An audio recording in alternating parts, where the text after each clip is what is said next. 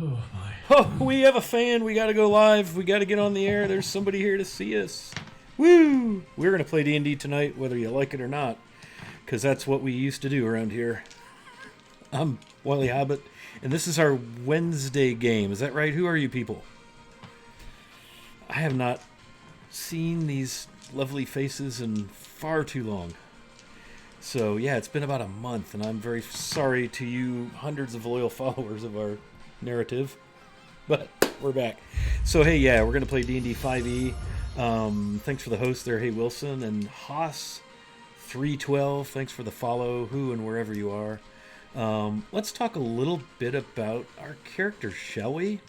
And I'm going to invite Von Felt, our champion archer, to go first. Yes. So I am Matt, Dungeon Glitch on the online. I play Von Folt. Von Folt is a human archer champion and not a mercenary. So very much a hero, dragon slayer. It's about that life. So, yeah. Dragon Slayer, you got that out there? It's on the resume, right? Dragon Slayer, like That's literally has slain a dragon recently. I mean, in terms of, it's been about a week in game time. Oh, yeah. Probably 6 months on the calendar, but a week in game time. Yeah. So, yeah, congratulations on single-handedly slew the dragon, right? Is that right? Yeah, it is. No tactical support. Oh, yeah. If you count that, yeah.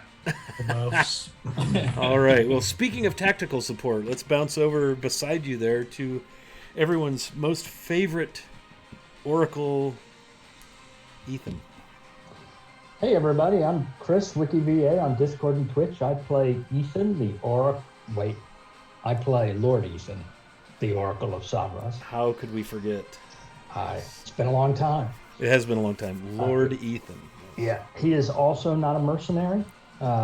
He is the moral compass of the party. He hates people who make up grandiose sounding titles and that don't deserve them. Weird how weird that is, yeah. But he loves pina coladas and getting caught in the rain. Rupert Holmes. Is that the Pina Colada song? Isn't that? Very clever name. Oh, yeah, it's Escape. Curl's morphing. He's morphing. Oh. Whoa! Oh, he There's just the morph. dropped in out of the sky. Oh, Well, I think with Oh, that... the two wolves. Oh, Hey. he's wearing one of Matt's shirts. Nicely done. Very nice marketing. When you get done fiddling around there, Carl, would you mind introducing Tanner Skywalker? So close. Seawalker. We're live? Oh, Yes, we are live. hello, friends. Hi. I'm Carl. I'm Carnage on the Discord. I play...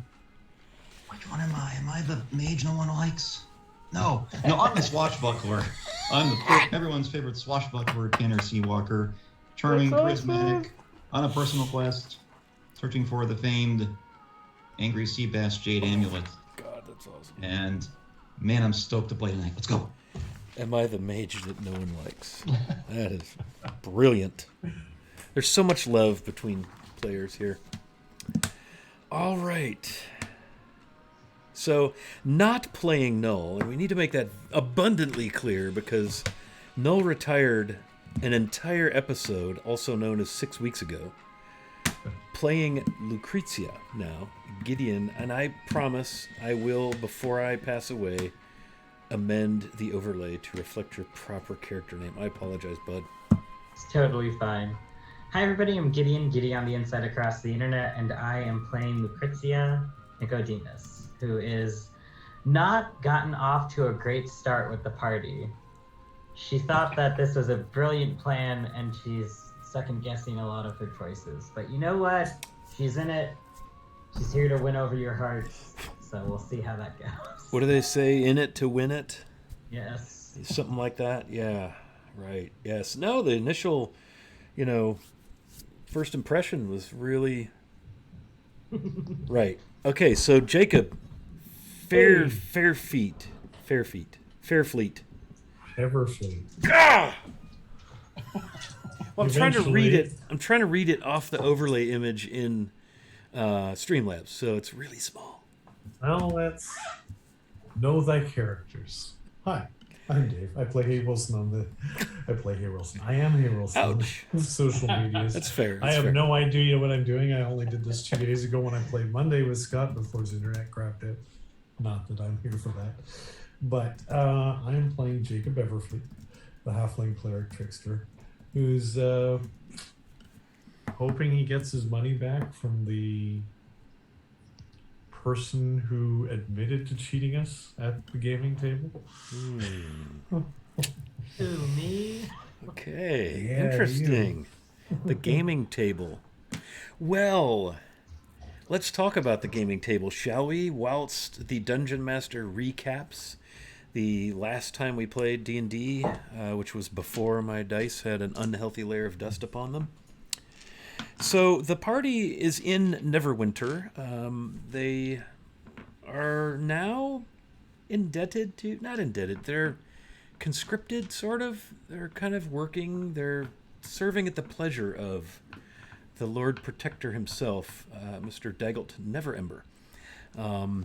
He and the fine folks in the Neverwinter government have what's known as protectorates about and beyond and around the Sword Coast, one of which being Phandalin, where the party has recently come, having just rid the region of an awful white dragon named Cryovane, thanks to the sole efforts of Vonfold.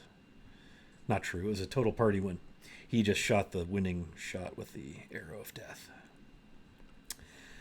At any rate, he has asked, the Lord Protector has asked the party to venture down to a small coastal former fishing, it's really kind of a ruin at this point, was abandoned for a long, long time, but this little village of Leylon, just north of the Mere of Dead Men, a rather large swamp along the coast of the Sea of Swords.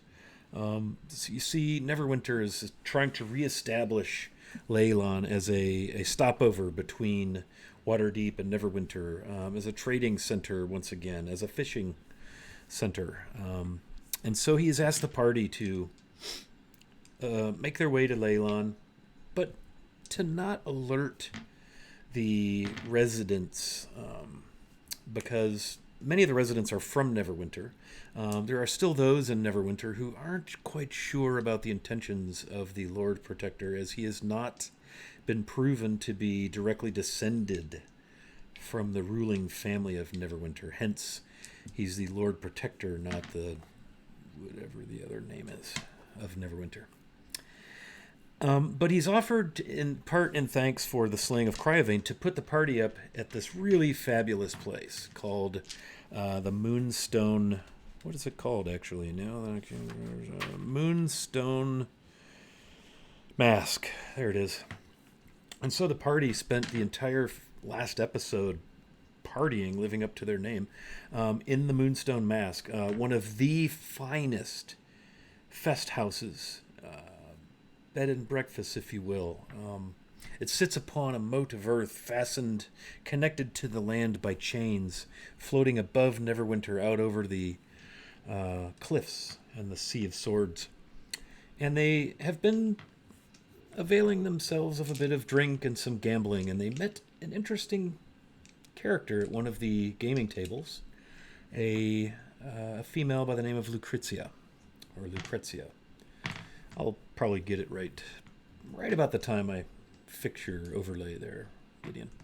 But at any rate, they did some gambling, and Lucrezia turned out to be quite the gambler. She cleaned it out, winning all the hands of cards and taking a good bit of jingly shinies from the party members who were gaming.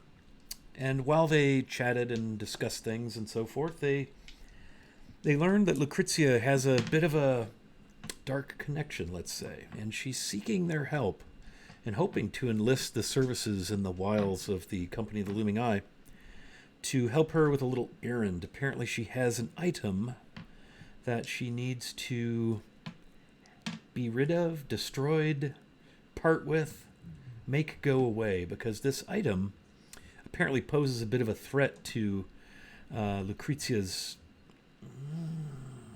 patron. patron. And it turns out that the patron is, well, from a place not the Forgotten Realms exactly.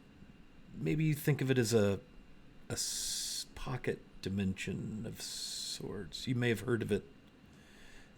It's foggy there. Very foggy. Very remnant of eastern Romania and the Carpathian Mountains. Barovia, actually, and the patron apparently is a vampire. And there are certain people, certain judgmental characters in the party who apparently have a problem with vampires. And it is at this point where we will return to the vigorous, robust, breathtaking role-playing action. And so I will turn things over with a fond thank you and a hobbit hug for our friend Vivacia, who has just given advantage to each of the players. Oh, thank you. Thank you, Vivacia, and welcome. Company of the Looming Eye, please continue your discourse at the gaming table. The scene is late evening. The gaming rooms are growing quiet. Your eyes are growing tired and dry, and your glasses are growing empty. So I know what you're thinking, and it's not quite what it seems. But first, before I do anything else, I want to give you your money back. Thank you. I don't know who paid in what, so I'm just gonna put a little bit with interest on the table. And I put everything in stacks of platinum, so it's definitely way over what I actually took from them. You took a lot. I know, I took let's see. How much did I get from everyone? I think I got about 600 gold in total from everybody. It was not insubstantial. No. Unsubstantial? So I'm gonna put basically 1,000 gold's worth of platinum on the table. Consider some of that in advance, courtesy of my patron, who, despite her intimidating sounding situation, is as kind-hearted and philanthropic as a person can get. I assure you, she means no ill will towards anyone. In fact, she's been helping me for centuries, and I would like that to continue, which is why I need your help.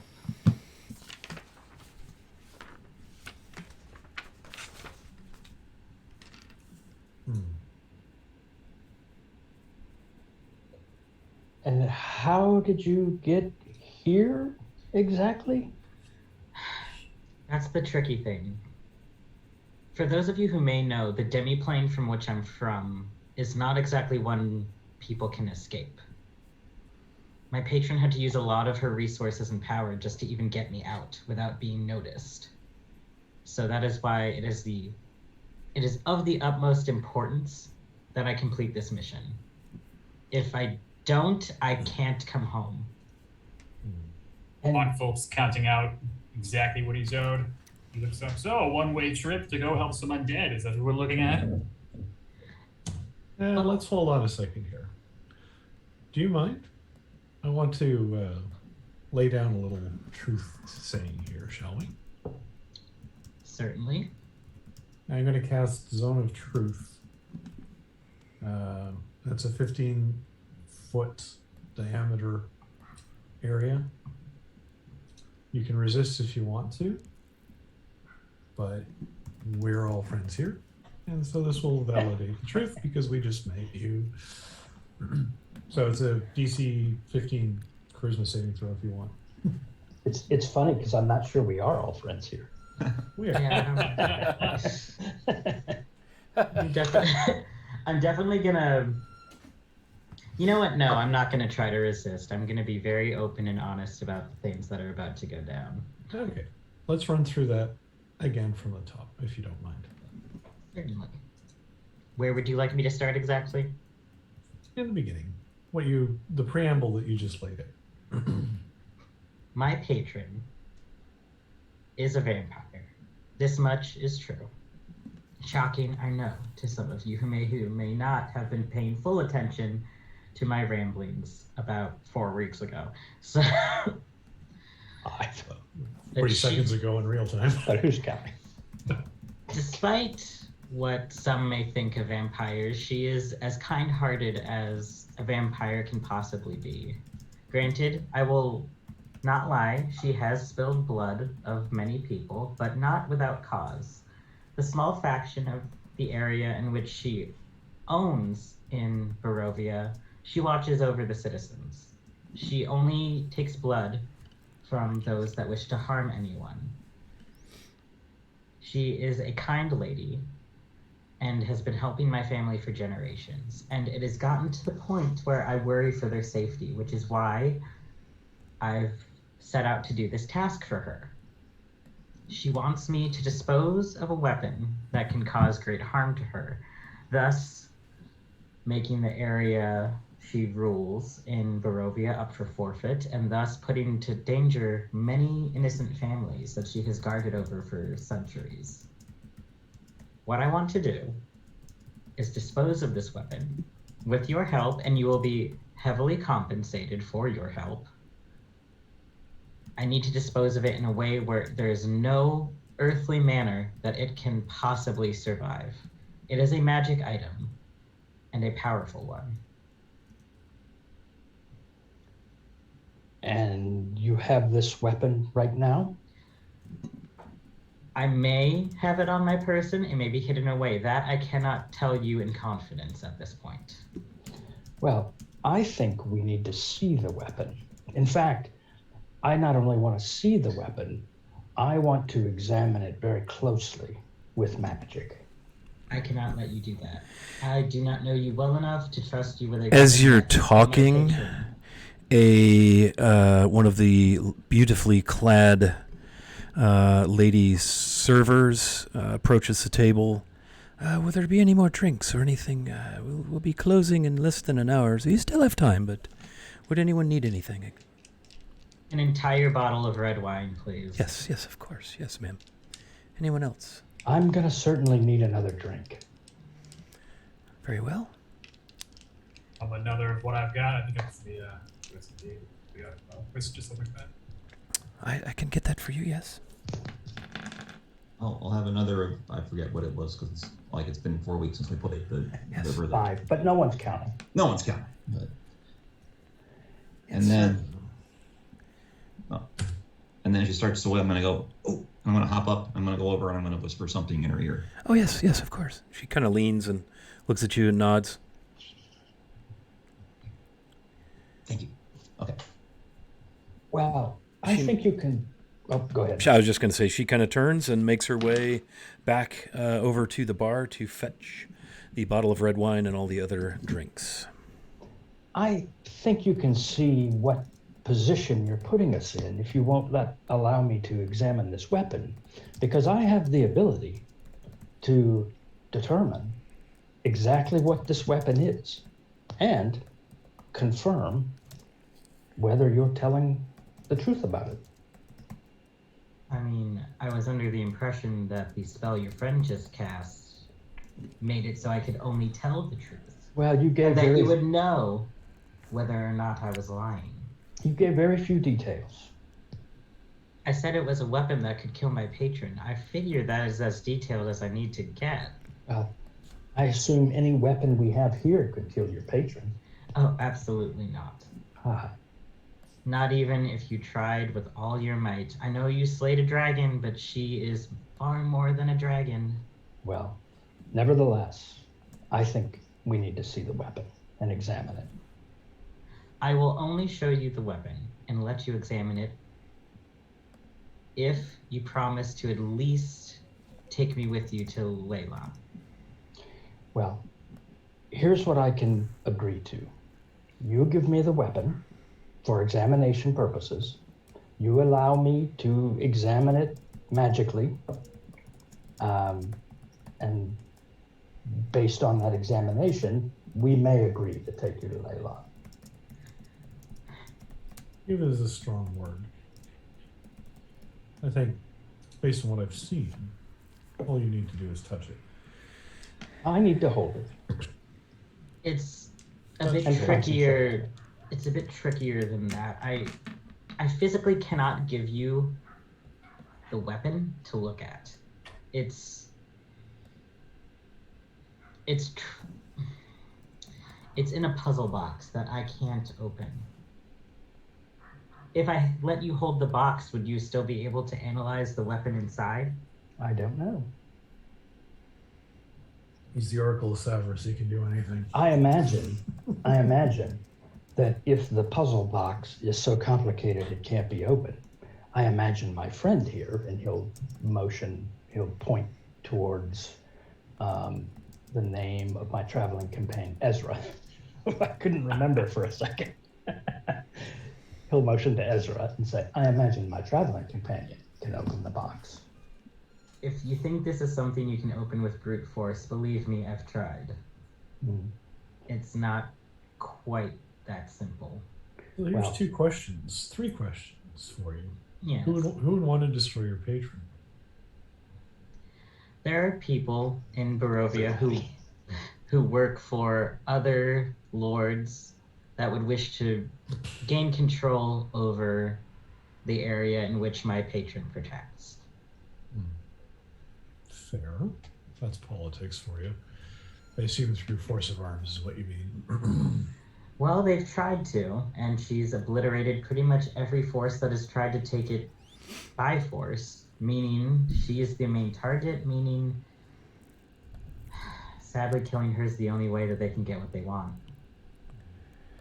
Why doesn't she take ownership of and hold the puzzle box?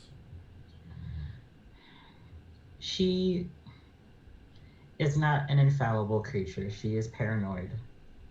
And to have an item in the same plane of existence as her that could kill her has made her quite afraid. Isn't it no longer on your plane of existence? Or just leave it here?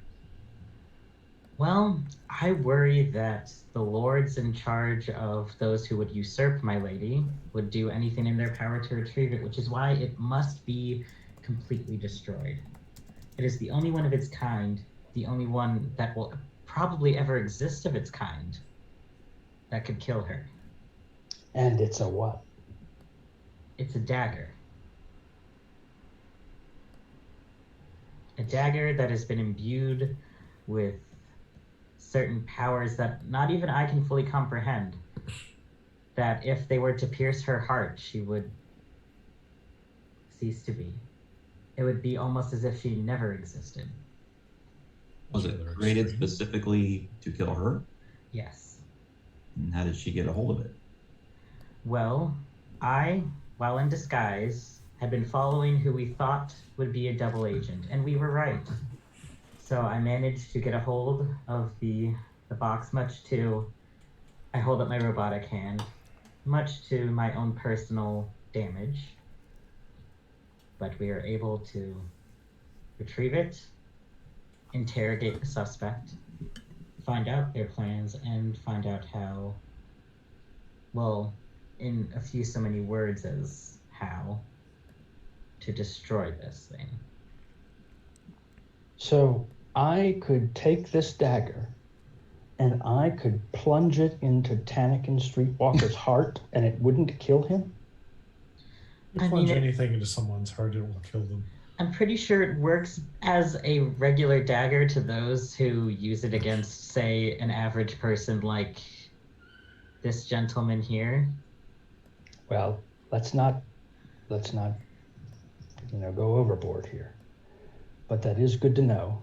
Could it be used to carve graffiti into an obsidian tower? Pardon? Hypothetically. No, just don't ask. There are some things that the dynamic in our group is odd. So I've been told by those I've interviewed. So this weapon is in a box that you can't open. Yes. And you don't know how to open it. My lady thought it best that I not even know how to open it in case it was taken from me. She knows how to open it. Of course, she's the one She that put it in the box. placed it in the box. And how did you lose your hand handling the box exactly? Not handling the box. Originally, the dagger was held by an assassin, and it can do a great deal of damage to those of us who are of vampiric blood. And he got rid of my hand. And so you're of vampiric blood. I thought that was very clear. Well, I was pretty sure. How did you become of vampiric blood? My lady turned me, of course. Of course. It was a matter of life and death, and she saved my life. And so I know enough about vampires to be dangerous, but my understanding is that vampires crave and survive off of blood. This is very accurate. Most vampires do. Some can survive off of psychic energy, dreams even. But I do favor blood. And I assume your patron is the same way. As far as I know, one of the ways she does feed is blood. She may feed other ways, but she has not divulged all of her secrets to me. And I would imagine that she doesn't have a pantry filled with willing donors. Oh, but she does, not a pantry, so to speak, but there are those that work for her that they willingly offer up their blood. She never drains anyone to excess. I think you can be arrested for that. I know this might sound very unconventional and perhaps alarming to some of you, but there are people who, despite what you perceive them to be, are good. How do you satisfy your craving for blood? Big Mac. Yes, I eat only Big Macs. Don't cook it too much. It's complicated. I can satiate a bit of the bloodlust off of animals. So hunting is a sport I'm a fan of, but there are those who are willing participants in giving up their blood. Well, I imagine that perhaps that's the case in this Barovia, but I wouldn't think it's the case here in Faerun, and I wonder, since your arrival here, how you have satiated your desire for blood. You'd be surprised what some people are into. Indeed I would. There have been people that have attacked me on the road and I defended myself. They were lunch, which I don't think you would look too seriously at that. They were ne'er-do-wells that would have attacked and killed anyone. And then there have been people that, upon my explanation of my situation, have willingly gave up blood. In fact, I'm pretty sure some of the waitresses here, I've been here a few days, and it's all been a bit of a blur. Time moves differently when you don't really age. As you're conversing, your service provider practically floats to the table. You notice this about all of the servants. They all have the same moon mask on. They all have the same very shimmery, sheer, long dresses. She puts your drinks down in front of you, has already opened your bottle of red wine, Lucrezia, leans down to Tanner, has a word. Will there be anything else? Just finished the drink I had, and I just take the other one. Yeah, she'll collect empty glasses and things, put them on her tray.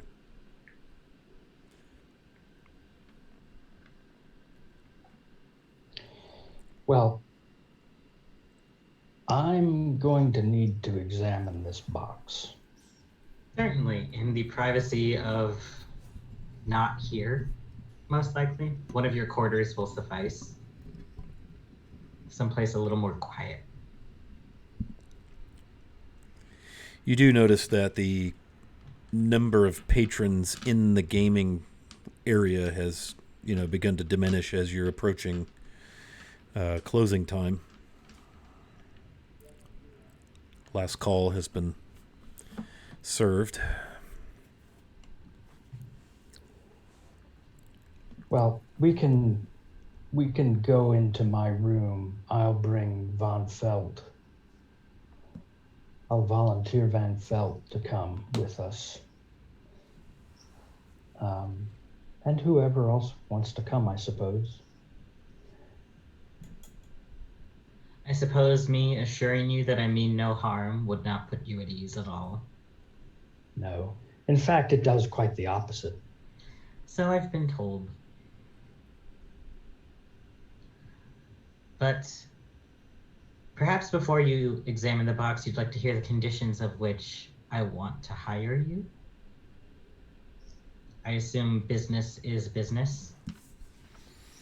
That's fine, but everything hinges on the box. The box has no hinges, so that joke is a little lost on me. Well, But, it was funny nevertheless. oh yes, you're clearly the charm of the group. Indeed. Well, I would like to hire each of you. You will be paid 10 platinum pieces a month for your services, individually, not as a group. All and any magical items that we find on our quest are yours for the taking. I relinquish any share of gold, money, or weaponry that you find to each of you. Meaning, I take nothing except the satisfaction of knowing that this job gets done. Let's see the box, and then let's not get ahead of ourselves. Let's see the box. All right, lead the way to your quarters then. I assume we're not going to your plane. I wouldn't wish that upon you, for I don't know how you would escape. All right. That seems important, yeah. Okay, so parade to Ethan's room. We're going to take the party up to Ethan's room. Is that what I understand? Slumber party. Just to the clarify, Beep, beep, beep, beep. Yeah. the whole zone of truth, there was no untruths pinged out of that, was there? No, I told everything 100%. The truth is, you know it. My favorite term. Exactly. Nice. Okay. As I recall. Well, all right, so we'll roll this party upstairs.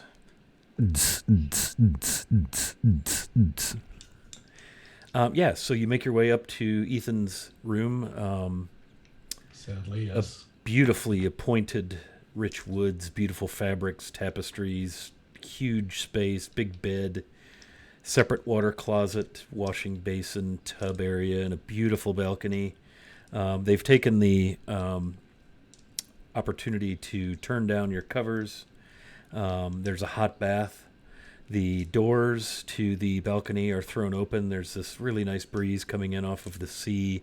Beautiful, clear, starry night out. There's also a table with some chairs around it. There are not 5 chairs, but 3. But yes, you are there. Well, let's see the box. Standing, and I'm basically just watching over Ethan, just full sentinel. Very well. I reach into my very ornate vest and pull out in a way that seems as if it makes no spatial sense how that box fit in there. I pull out a box. It looks surprisingly ordinary, a dark cherry wood, and it is just that. It looks as if it's just a brick of wood. It's seamless. There's no writing, there's no keyhole, there's no hinges, there's no way that pieces fit together. It's just a box. And I set it down on the table in front of you then. Onfolk's upset, but he respects that best. Ethan is going to ritually cast detect magic. How long does this usually take? 11 minutes. Yeah, he's not going to answer. He's just going to cast ritually cast. Oh, sorry, detect my bad. magic. Strike that from the record, please. An unknown amount of time. Undisclosed period of time. Yes. So Ranger- while he does that, I'm gonna look over at Tanakin and just be like, "You've been awfully quiet. Thoughts? Any?" Trying to get my head around all of this as I'm pulling my collar a little closer. We don't just bite from the neck, you know. So I'm pulling my sleeves down a little bit more. If a vampire was hungry enough, we'd find your blood. Start One way tucking or your another. pants into your socks. Yeah. Excuse me. And you, Well, the Master Halfling, do you have any thoughts on my truthfulness? Oh, you're telling the truth as you know it. I have my misgivings because undead in our world are not a favorable occurrence. The consumption of life force, blood as it's been described here, tends to be anathema to what are considered to be the goodly tenets of our moral compass. Did you not work with a necromancer? Was my information wrong?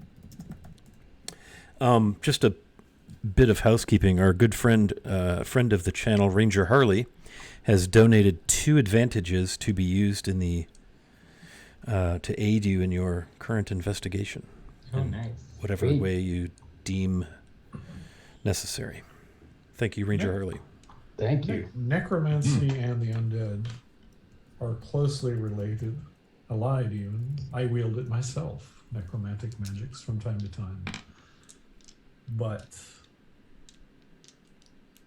the undead and their use of life force of the living is a bit more anathema than that, if that's fair. It's a judgment. I'm open-minded. If it makes me money, I'm happy. Remember how fun Axholm was?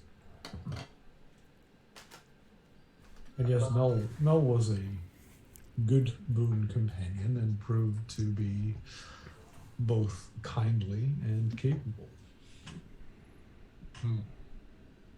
Yes, I suppose before we leave, we'll have to speak with them as well. I do want to find out a bit more from Maybe all they're retiring. perspectives. Oh. That's odd. I've never heard of a necromancer retiring. Usually they're dead.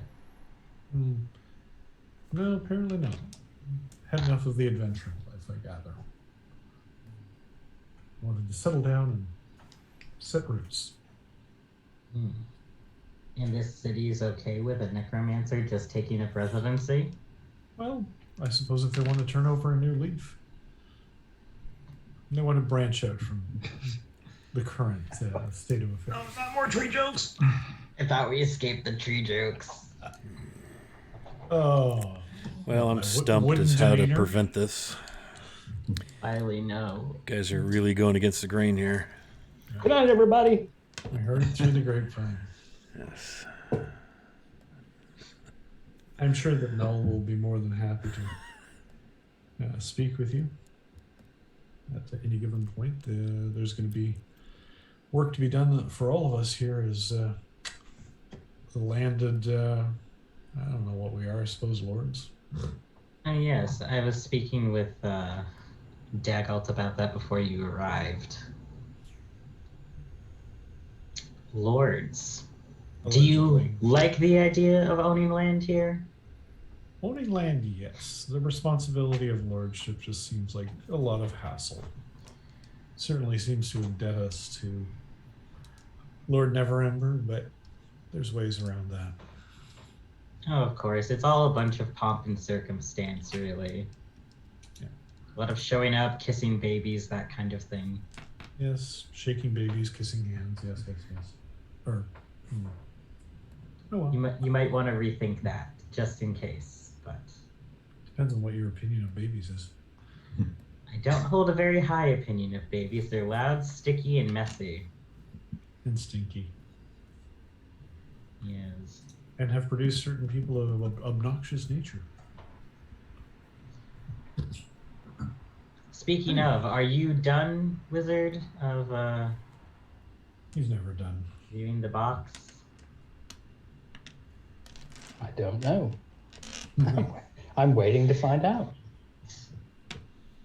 10 minutes later, what does Ethan learn? 10 minutes later. Oh. Well, I think what you would find out from the box itself is that I'm not quite sure what school of magic it would be, but it's clearly suppressing a much stronger magical force. Maybe abjuration. Most likely. It doesn't really give away how to open the box. It doesn't reveal any runes on the box, just that something is being muffled deeply within this wooden block. So the spell, I sense the presence of magic within 30 feet. If you sense magic, you can use your action to see a faint aura around any visible creature, blah, blah, blah, blah, blah.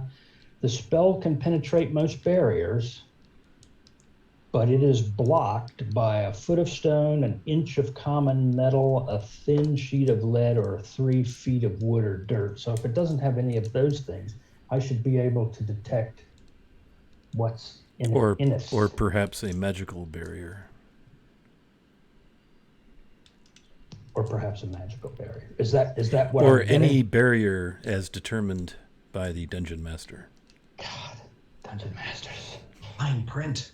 So that's what so I can detect a barrier that's preventing me from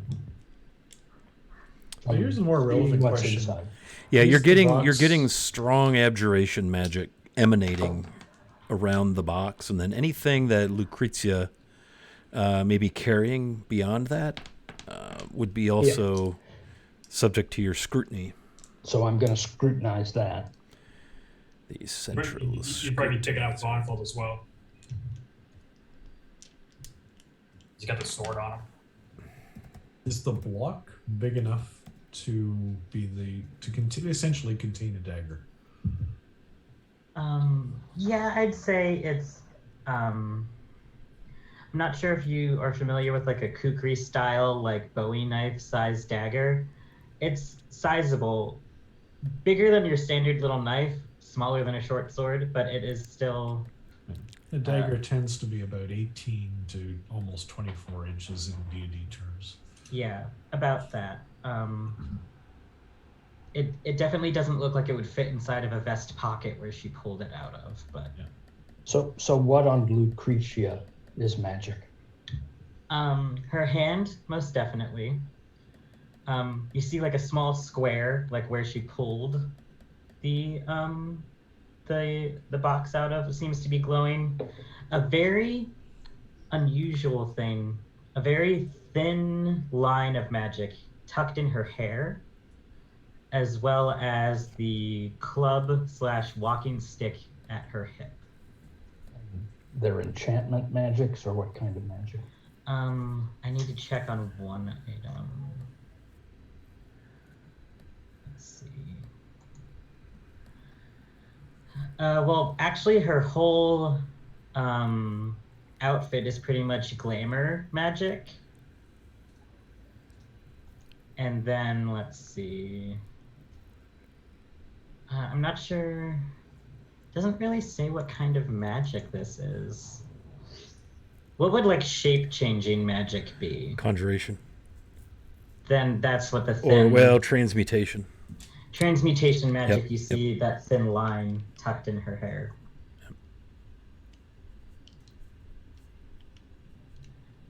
And the hand would just be enchanted. It would just be like, I guess, I don't know. It's just a thing created by an artificer that works like a hand, acts like a hand, but has no feeling. Conjuration? No, that's not it. I'm so bad that with the would classes of. that would I'm so bad with the classes would of. that would probably be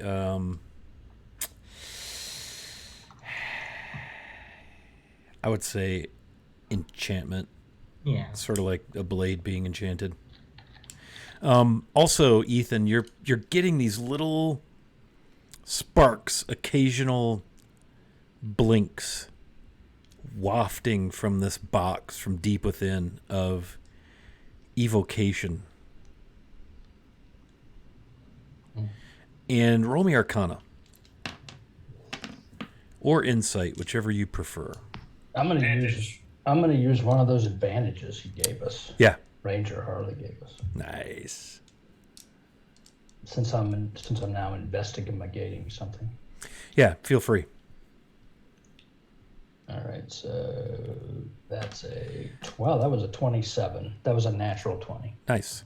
Okay, so you can surmise, you've been wizarding for a while. You're, what, 6th level? You've been at this a while. You're the Oracle, the Lord Oracle of Savras, the Aperture of Grass Stains. And you deduce, based on the strength of the abjuration magic that is encapsulated, and that's the word I want to use on purpose, encapsulated this box.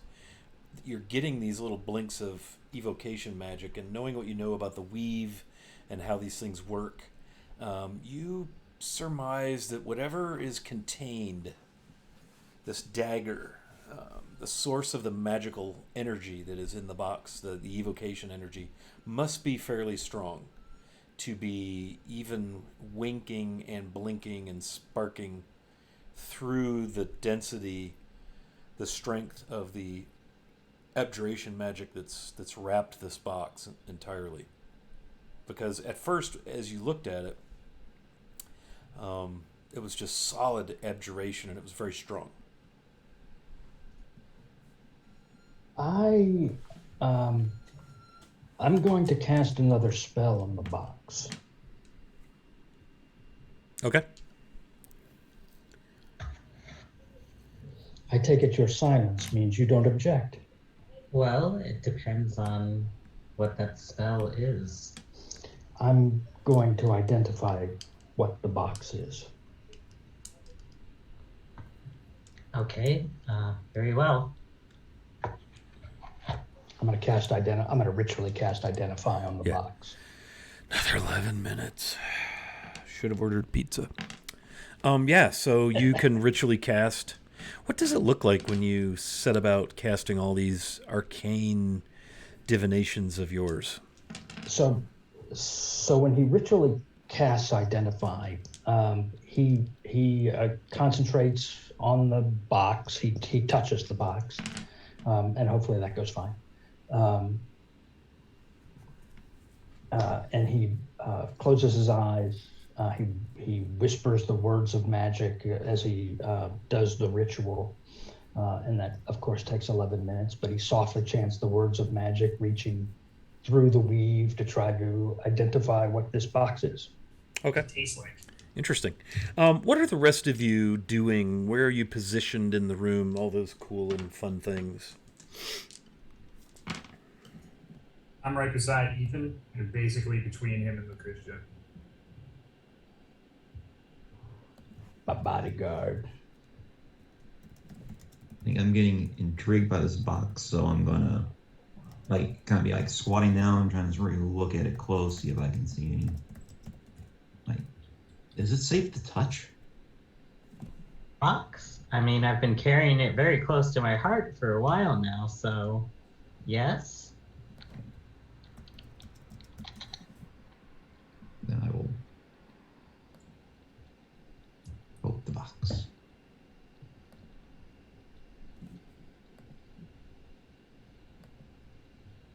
You're going to poke the box? I'm sorry, I was distracted, not Yes. paying attention. No.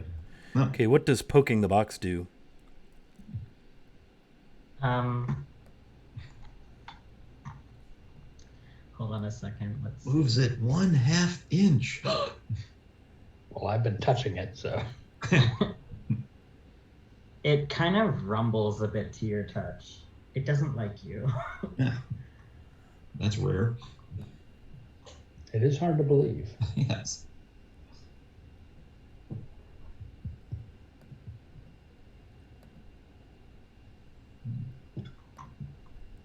Intriguing. So identify. What do you think there, Lucrezia? What does Ethan learn? So my spell says, for what it's worth, that I choose one object that you must touch throughout the casting. If it is a magic item or some other magic imbued object, you learn its properties and how to use them, whether it requires attunement, how many charges it has, if any. You learn whether any spells are affecting the item and what they are. If the item was created by a spell, you learn which spell created it. Wow. Okay. That's a lot of information.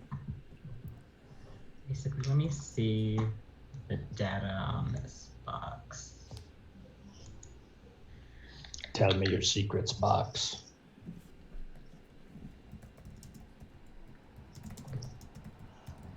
I want to make sure I know all the stuff.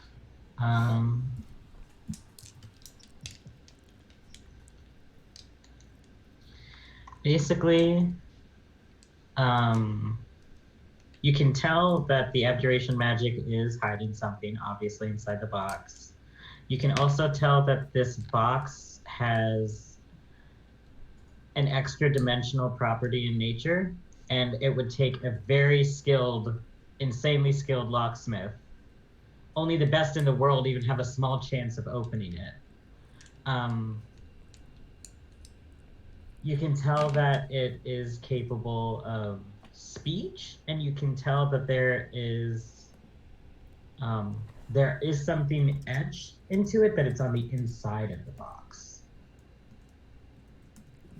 And that's all you glean from it. So it doesn't tell me whether spells are affecting it.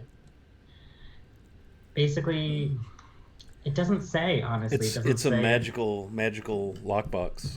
Yeah. I don't know that, you know what I mean? It's not being affected by a spell at the moment. Yeah.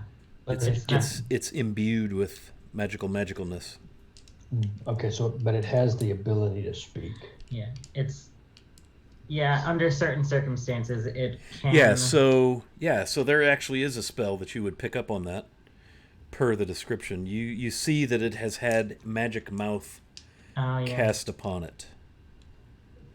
So apparently under some circumstance that would activate, knowing what you know about these things, and something it would speak. I'm going to say to the box in Abyssal, tell me your secrets box. Is all you hear from Ethan. The box does nothing. I'm going to say the same thing in Infernal.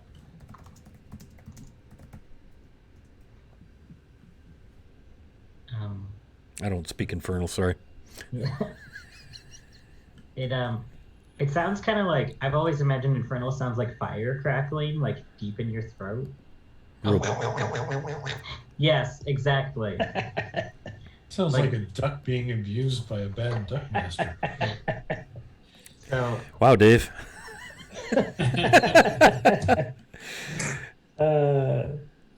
That's the best Infernal I got. Lucrezia is just gonna lean in, and Infernal say, like, it doesn't talk.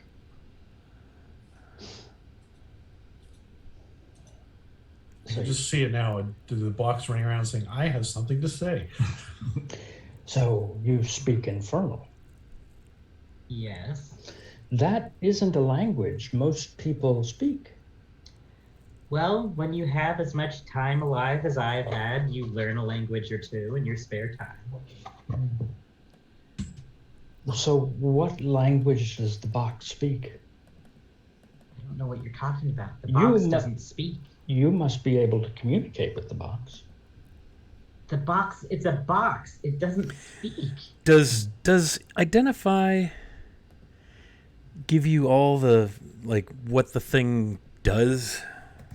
If it is a magic item or some other magic imbued object, you learn its properties and how to use them. whether Okay. it requires attunement, how many charges it Roger has, that. if any. Okay. I guess, So I guess he he would- would know. He would know why or what that's all about. Yeah.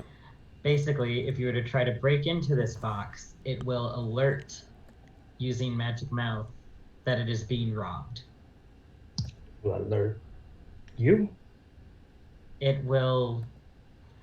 My lady didn't exactly specify how I would know, but it would make itself known that it was being picked. There, it's doing it now. There we go. Gotta love alarms. The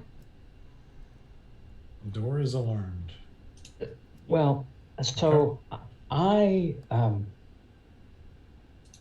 can tell a little bit about this box, but I can't tell you enough about the box to be satisfied. So I am going to make you a new proposal. I want your patron to open the box so that I can look at the weapon. Absolutely not. My patron's not going to just materialize into a different plane, which would take an enormous amount of power, to open a box which you used an even more enormous amount of power to seal. Well, I would imagine that if your patron truly wants this weapon destroyed and wants our help to do it, that your patron would Well, let's give us look the at this- information we need. Let's look at this logically. Someone has to have the ability to open it aside from her patron, such as Lucretia, because how else would we be able to destroy the weapon that's in the box? I thought I asked her if she could open the box, but maybe I didn't. I absolutely have no idea how to open this box. So- There are only 4 people I know in existence who can open this box. And they're all back in Barovia. So Jacob, How based do we destroy on the weapon?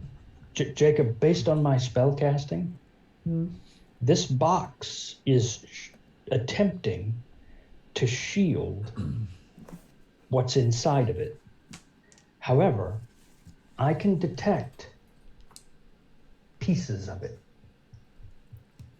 Okay. and I it's mean, that's what the box is supposed to do. It's supposed to hide it from prying eyes. okay. But that means that this could be what she says it is, or it could be something very different. I don't know. I know it's a very powerful item because it's able to evade somewhat the box that it's in. Does that give you much comfort? I'm still trying to figure out how we destroy a weapon that we can't get into. You would destroy the weapon and the box in its entirety. I'm assuming anything that's powerful enough to destroy the box can destroy the weapon. This was a very quickly compromised plan. I see that. I mean, the box and the weapon are two different things. Weapons are usually made of metal. I'm just a limited thinking person. Boxes are made of wood. Wood's easier to destroy than metal. I don't know. Well, if you have a quick and easy guide to transporting to the demi-plane of dread, I'd love to hear it. Nope, don't want to go. Exactly. Why not just give the box to the Lord Protector to stash in the vaults of Neverwinter and then no one will ever see it again? I can't trust humans to that. Humans die. Deals get forgotten. Isn't there something better left forgotten? So what's your plan to destroy the box and the weapon? Well, I don't There's four- know. there's That's four why people who I can need open it. your help. I wouldn't be asking for help if I had a foolproof plan. I'm desperate. you have Jacob. an idiot-proof plan because I think you've just hired them. Jacob, this person that's come to us with this box speaks infernal. I'd point out that you speak Infernal and Indeed. whatever that other hideous language was that you just spoke as well. Indeed, I do. And I've already told you that we are at end times and there is a great battle I fell asleep between during that lecture. between the devils and the demonic. That's been going on for time immemorial. Indeed, but as I've told you, it's about to spill over to Faerun itself and destroy our very world. Now we have an infernal speaking vampire holding a box shielding an item of great power.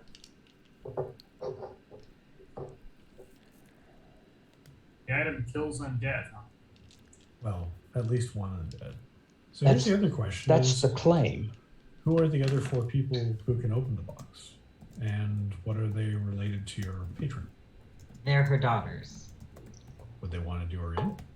God, no. Why would any of them want to do that? It's the human thing to do. They're not human. Well, human vampire. Vampires come from other living creatures. Regardless of their... I don't think they were ever human. So, we have a weapon in a box.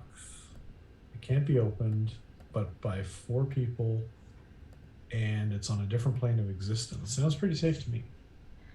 I will not be satisfied.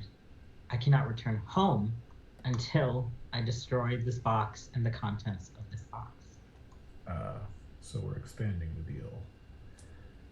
That's okay. I don't thought I mind. made it very clear that I can't return home until this is destroyed. No, it was the weapon. Now it's the box and the weapon. Semantics. It's okay. I, Jacob, would caution you against setting aside the issue of semantics. I believe that this person has said that whatever's inside the box can kill her patron. Right. A lot of things, I believe, especially things of great power such as this weapon, could not only kill her patron, but could kill a great many people. So it could be that this device is intended to kill more than just her patron. What I'm suggesting to you is that fancy spell you cast, the truth, in my experience, is somewhat relative. The whatever's in the box could indeed kill her master, but perhaps that's not entirely its intended purpose. That's literally what it was crafted to do. Well, Who made the dagger? That much we were not able to get out of the somewhat willing subject. Where'd the willing subject come from? A hostile faction of Barovia? Yes, which could have been one of many. I worry that it comes from... Well, how much do you know about Barovia? 2 things. Diddly squat. There is a very, very powerful vampire in Barovia who goes by the name of Strahd. Are you familiar with Strahd at all? I Good think... knowledge history, I might. Go for it. Stroganoff, yeah. Strudel, yes. I bullshit right now. Oh, there it is. I rolled a 1. Good job. Not quite. Yeah. Basically, he's the ruler of this demi-plane. And if anyone was going to have the power to create this weapon, I think they either work very closely with him or it's him directly. Yeah, so the other question is, relatively speaking, what's to stop them from making another one now that this one's been taken out of that plane? Well, I've been assured by my patron that this can be the only one of its existence. Admittedly, I'm in the dark with some of the details. She felt it best not to divulge everything in case I've been captured. Speaking of daylight, how do you fare in the day? I'm fine. Oh, you mean the stereotypes? Yes. They're largely made up to That's fuck with largely what we have to go humans. with. I mean, there's not a whole lot of daylight in Barovia, but from what I've experienced here, it does not cause me any ill effects. That's good to know. It'd be damned inconvenient if it did.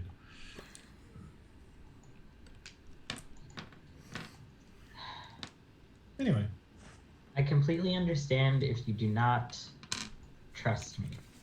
Not And trust. if you're paranoid, and if any of this makes no sense, I just know that you are a group that I was told could be hired for money, and that you've killed a dragon. Sounded great. On paper, you guys are very hireable. Your resume is nice. I cannot tell you any more. I've given all I can give, information-wise. Yeah. If that is not enough to satisfy you, I suppose I'll have to look for another adventuring party, but that's all I've got. Right. So let's go into another hypothetical. How do we do it? I was really hoping someone would have an inkling on magical item disposal. I, admittedly, do not. Well, if the vague rumors I've heard about artifact destruction are true, we have to probably take it and get it stomped on by Tiamat or Baphomet or something. Or, heart of a volcano, whatever. All that good stuff that tends to be rather It's gonna be hot. stirring and sweeping. I think the trouble I'm having is that it may well be possible to determine how to destroy the weapon if we could see the weapon. But enough information is being withheld from us that I frankly find this difficult to believe. If we could somehow communicate back to my patron in the demi-plane of dread, or one of her daughters, and they could open the box, would you help me? Well, again, it depends on what's in the box. Gwyneth Paltrow's head. I don't know who that is. History check. Cinema check.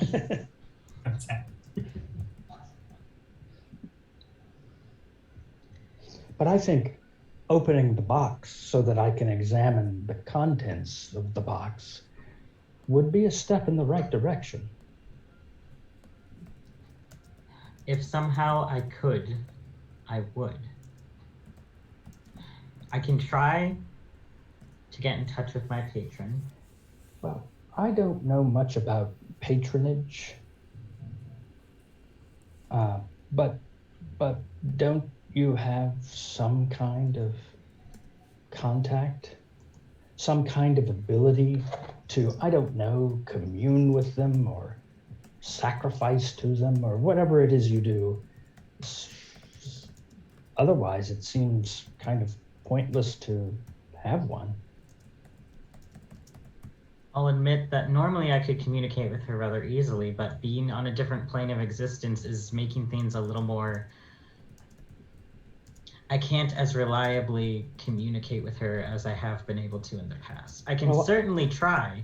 I just cannot guarantee that she will A, hear me, or B, even give me the information that she refused to give me in the first place. I have no doubt that you have no power to do that. But it would seem to me that if you are to be believed, and your patron is as powerful as you say they are, that your patron would have that ability. And I suspect that if you tell your patron that the Oracle of Savras wants to examine the contents of the box would open.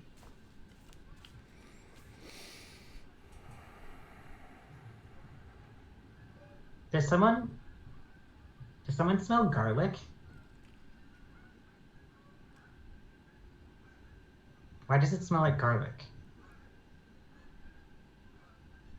Excuse me? I'm smelling garlic weirdly. I'm sorry, that was way off topic. Can I look over at Tanner for a second? Is the smell of garlic coming from him, Wiley? What? Oh.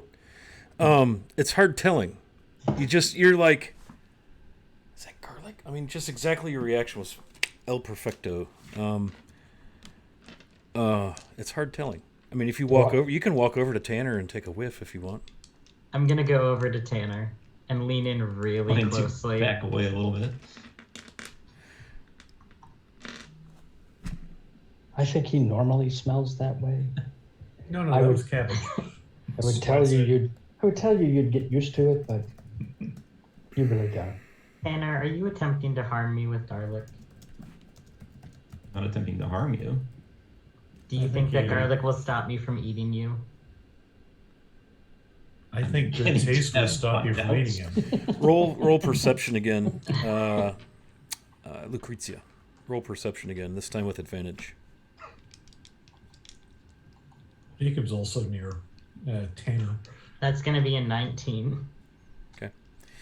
Does seem like maybe it's a little stronger over here. Again, it's hard. It's such a. Once garlic is on you, it's such an overwhelming, encapsulating, one might say, scent. Jacob, what do you got going on there? I was making my way over to Tanner as well, having noticed some shenanigans at the table earlier, just to see if there's any stronger odor or maybe a noticeable bulge in a pocket or a hand. I'm sorry. That's Yeah. presumptuous. Well, I know he's happy to see me. He's always happy to see me. I believe you're causing a kerfuffle. How about another perception roll? This time from Jacob. You may roll with advantage. You got a 19 there, you said, Lucrezia? Yeah, it's definitely garlic. I just rolled a natural 20 plus 4 is 24. Okay. Yeah, Jacob, you definitely are like, okay, there's garlic. I cook with it all the time. I know it very well. And it does appear to be maybe a little more concentrated. But again, garlic is such a, once you have it in your nostrils, it doesn't have depth. It's like all in or not. Do I notice any way that Tanner has palmed it or opened it up somewhere along the way? You can perception Tanner, and if Tanner wants to roll a deception, he may do so, if that's even necessary. Can I piggyback on that nat 20? You can roll with the other advantage from Ranger Harley if you'd like. Yeah, sure. Because now you're looking. You were sniffing, now you're looking. Tanner, there are people inspecting you, and you have hands on your shoulders. That's really weird. That's all enough to put my hands on his shoulders. Yes, that was really realistic there, Jacob. Yes. How did you do that? Yeah. Yes. Good art roleplay. Wow. I don't have that flexibility. Yeah. Anyway, I rolled a 19. Okay. Tanner, would you like to roll deception, or do you have anything to say for yourself? Or you rolled a 14 by the look of it. Oh, hey, Jacob, you want some?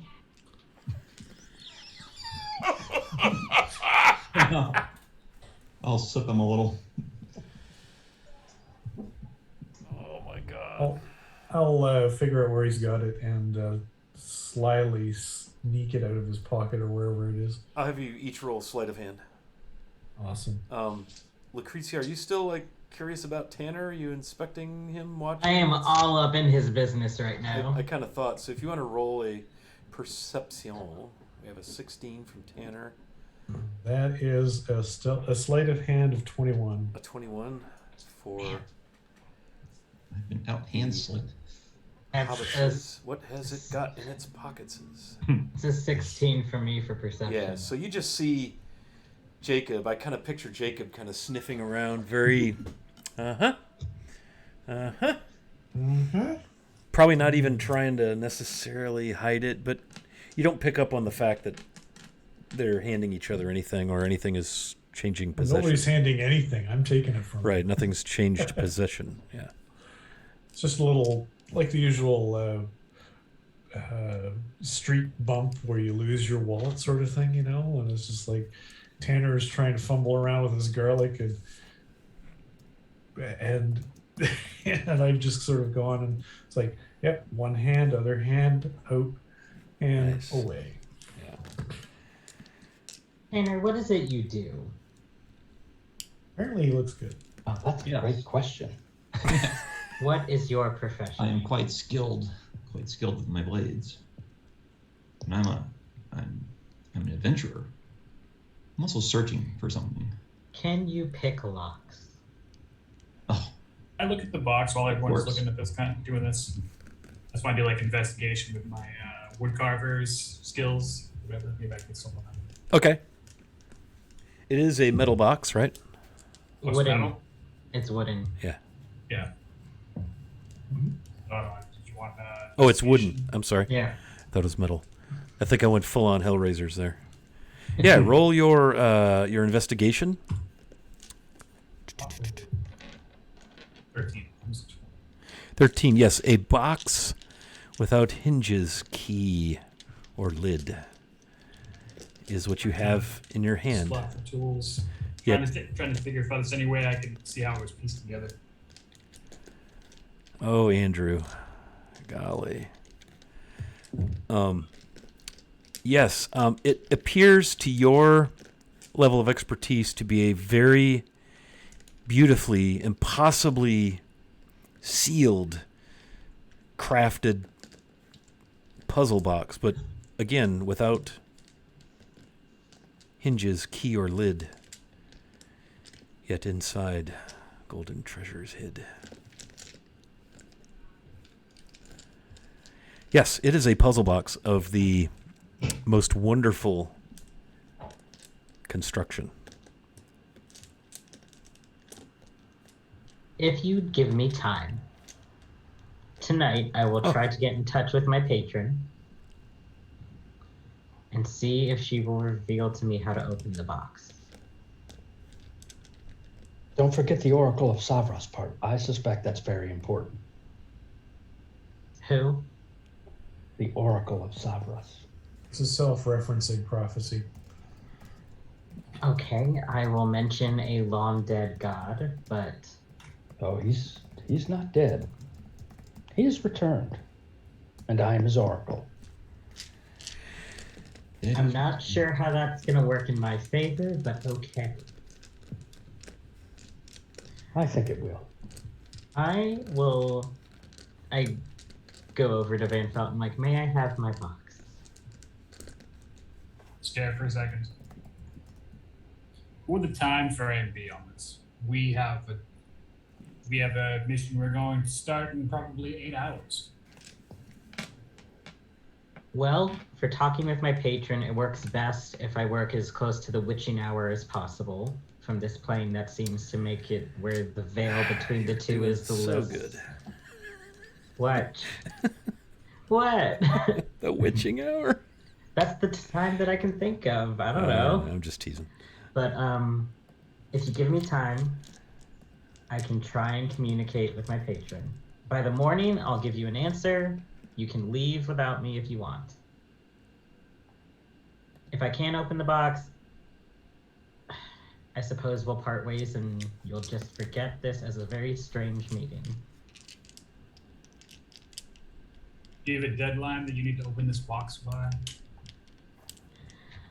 I mean, disposing of it sooner rather than later is preferred, but as long as it's thoroughly and completely destroyed, I'm pretty sure time is the only thing that I actually have.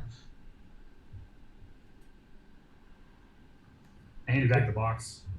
Say, I am not entirely comfortable meddling in the affairs of undead and their politics or whatever is required here. I don't want to be known as the person who helped some future despot in some way or anything like that. If this happens to be the only way to prevent, I don't know enough about your patron to feel good about this. And I am not a sellsword. I am not a mercenary. I am not hireable. My bow is not for sale.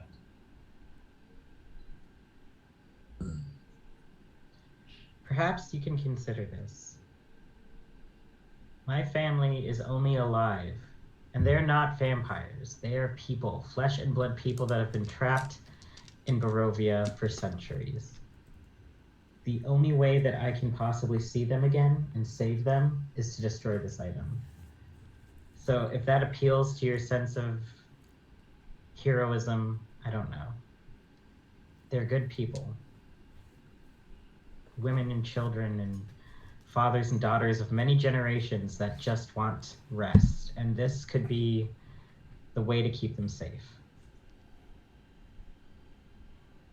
My patron has kept this small village safe from the horrors of Barovia for as long as she has existed, because to her they are family, and nothing is more important to my lady than family.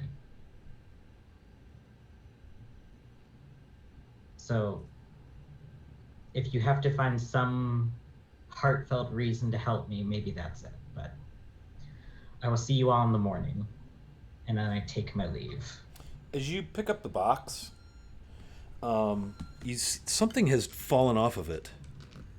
It was like sitting on it or something. I don't know, but on the table you see these little white, almost like skinless almonds. There's like 3 of them laying on the table. Is this garlic? I would say, given all that's been discussed, that you very clearly recognize them as 3 peeled, sticky cloves of garlic. I'm just gonna look over at Tanner and pick one up and pop one in my mouth. Yes! And as nothing happens, I'm gonna walk away. Well played. Let me see if anything happens. This time. Yeah. Gideon, I would like to award you an inspiration for the role play of your new character. I did not think I'd have to divulge all that in episode 1. Yeah, entire backstory divulged. It started on a cold spring day. Yes. So Lucrezia takes her leave of the group, leaving the party to sit in, I'm sure, deep confoundment, angst, excitement.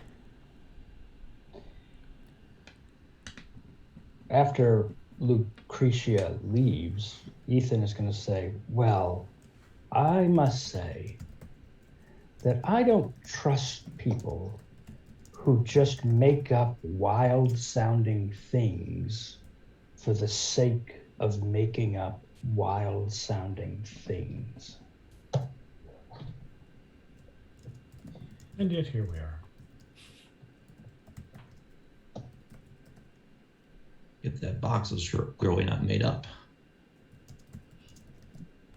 Question is, what's in the box? It's a weapon that kills undead. Why don't we just keep it? Well, can't open it, can't use it. It could be a weapon that kills more than just undead, as I previously said. Just spent the last 2 months fighting undead. The crypt, Axholm. I've no doubt we're going to run into more.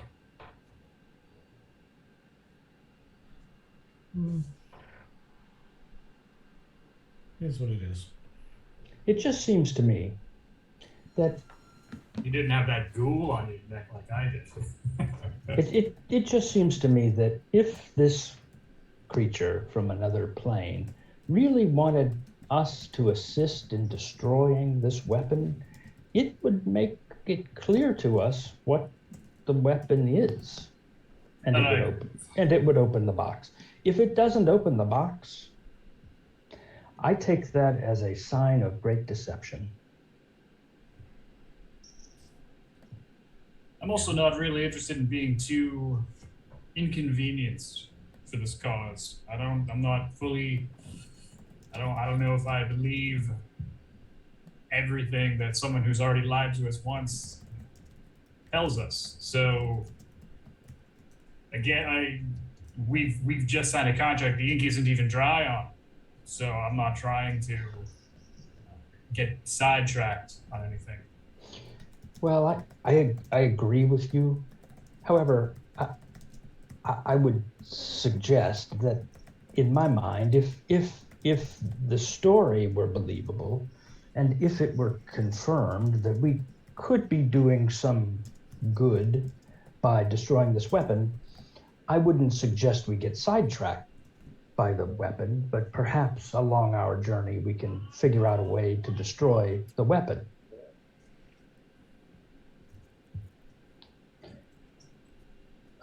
We can do two things at once, I guess. I mean, we haven't.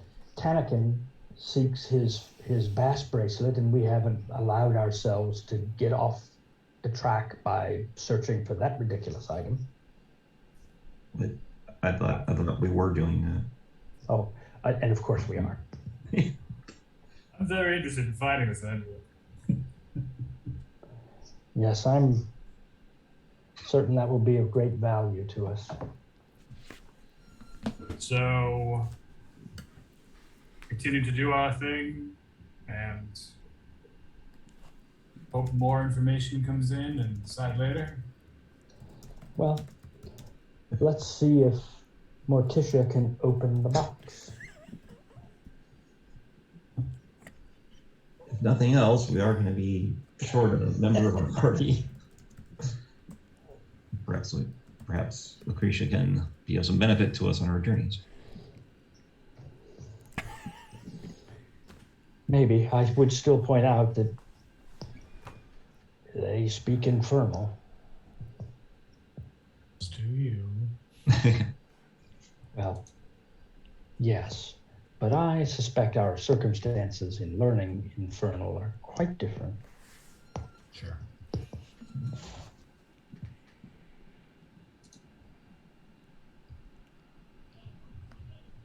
Bedtime.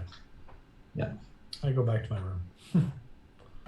So everybody gonna kind of retire for the evening? Yeah, this room smelled like garlic. I'm going back to mine.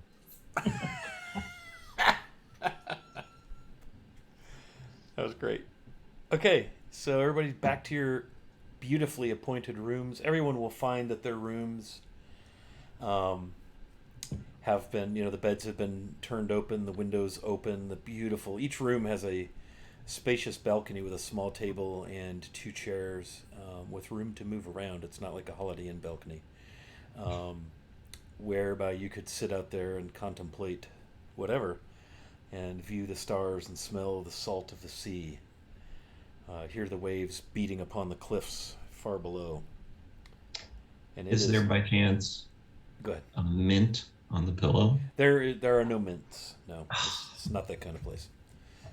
Fancy place. Yes. Do your chocolates. Each of you has a impossibly hot bath,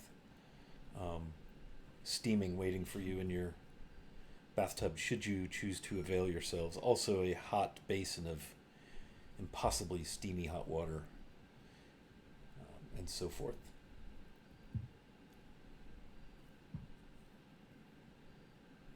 Bath and bed.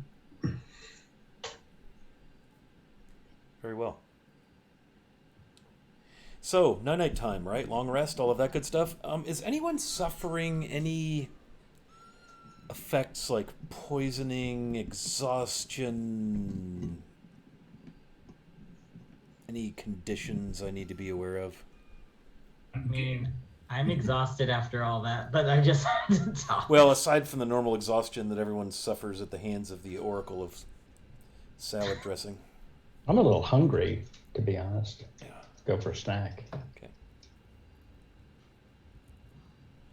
Well, the reason I ask, anything that, if maybe you've had a cough or a little nagging achiness, or perhaps your feet have begun to dry and split, or you have a sore knee, but when you wake up in the morning, you have not felt this rested, this well cared for, this invigorated in beyond the last time you felt this way escapes your memory.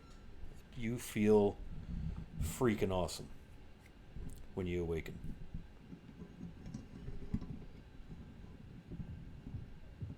Nice. Excellent. Like Here. nothing, no headache, no creakiness, no tiredness. You feel invigorated, lithe, stretched, ready to take on the world. These beds are awesome. They are indeed. So, what does the dawn bring? Would I have been able to try and contact my patron? Let us play Contact the Patron game, shall we? Oh dear. Take me through the process, Lucrezia, for the means by which you customarily contact your patron from another plane.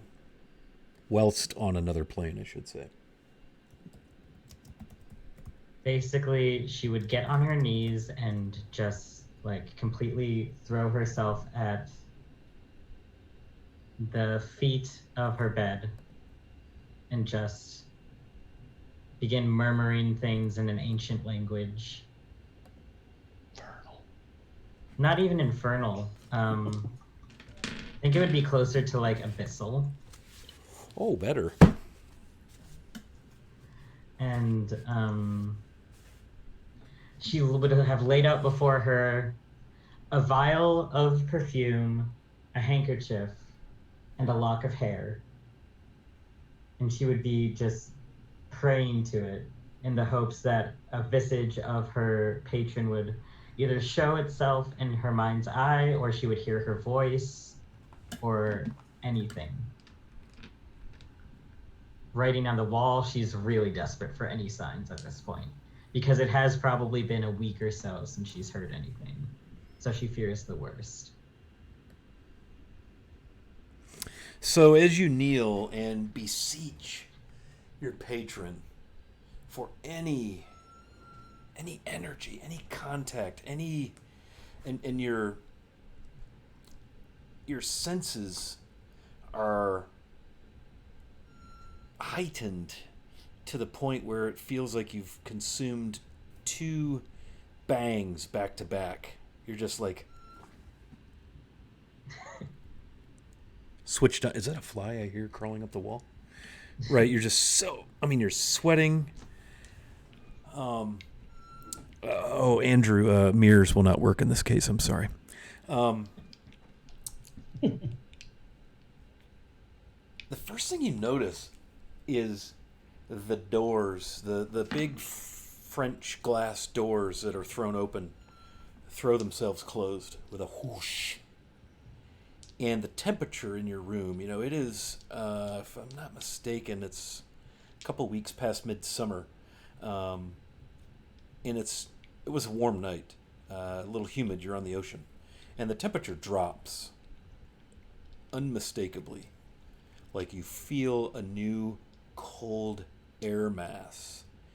And you don't know if it's a function of barometric science or some other shenanigans, but a fog has begun to manifest on the floor of your room, and you find yourself as you kneel and prostrate yourself.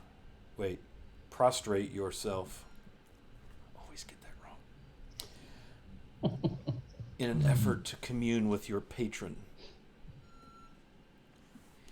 You hear a familiar voice. Yes, my child. What is it? How may I help you? You are well. Surprisingly, in this wretched plane of existence, the humans are being difficult and refuse to help me unless I show them the dagger. See. Well, this poses great risk. This is dangerous. You know this. I know, but I simply cannot do this alone. I need their help, and the only way to convince them is to let them see this dagger.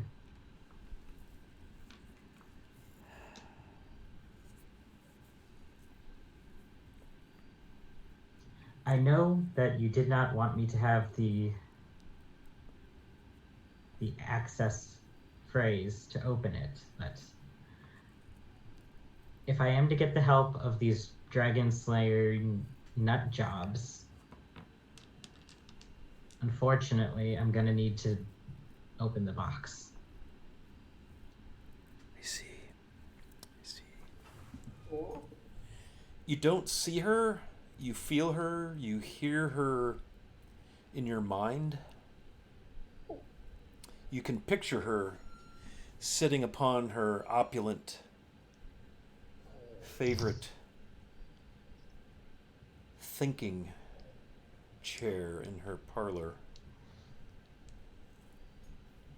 sipping a red wine, crystal goblet. It's as if she's there.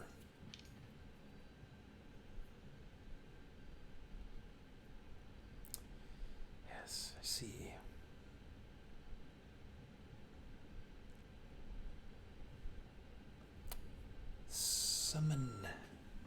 Summon them to your room first thing in the morning. I will return to open the box for you. They will not know. Set it there next to the wash basin. Yes, my lady. What you will do is pray and what arcane spells can you cast? What are you familiar with? I can. Let's see. Shit, what can I do? I can summon a swarm of insects No. to cloud the box. No insects, no. I've never liked insects.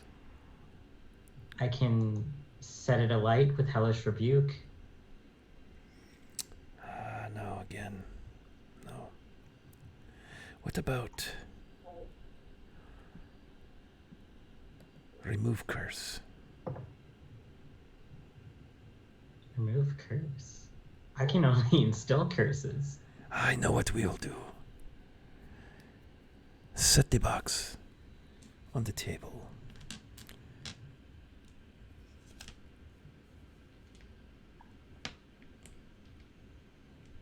In the morning, a scroll will be there. Cast the spell from the scroll. It will cause your hand to be wreathed in shadow. You touch the box as if you are opening it. And I will open it for you, and they will see what is inside. Very well, my lady. You've been given this insight one time by your patron. Thank you. I promise I won't let you down on this. I will destroy this dagger. It must be done.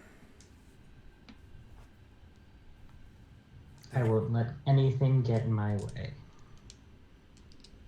Then you must rest. And the next thing you recall is awakening in your bed, incredibly well rested. The doors to your chamber on the ocean side to the balcony are open. The room feels as it should. A little balmy, a little warm. Ocean breeze, salt. It is the next morning. I'm going to... Is there like a room service bell I can ring to get someone up here real quick? Oh yeah, yeah. There's like a silken wrapped braided rope that you just need to pull. I'm gonna pull that, and when someone comes to my room, I'm gonna have them collect the rest of the looming eye and have them come here. Okay. As quickly as possible. Okay. When they're awake. Yes. So each of you are summoned by a knock on your door. And there is one of the female servants, again, in the long, elegant, sheer but dark, not so sheer to be risque, but more mysterious, moonstone, gilded, dressed, glimmery dresses, gowns, instructing each of you to pay a visit to Lucretia's room. And they give you the room number. It's on the floor above yours. Is that where our breakfast will be? She did not specify.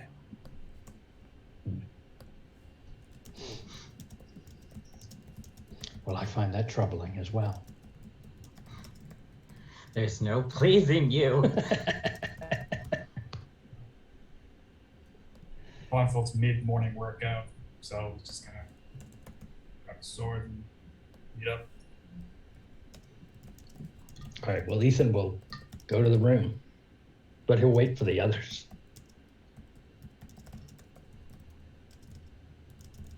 We'll get dressed, put on the weapons, head on up.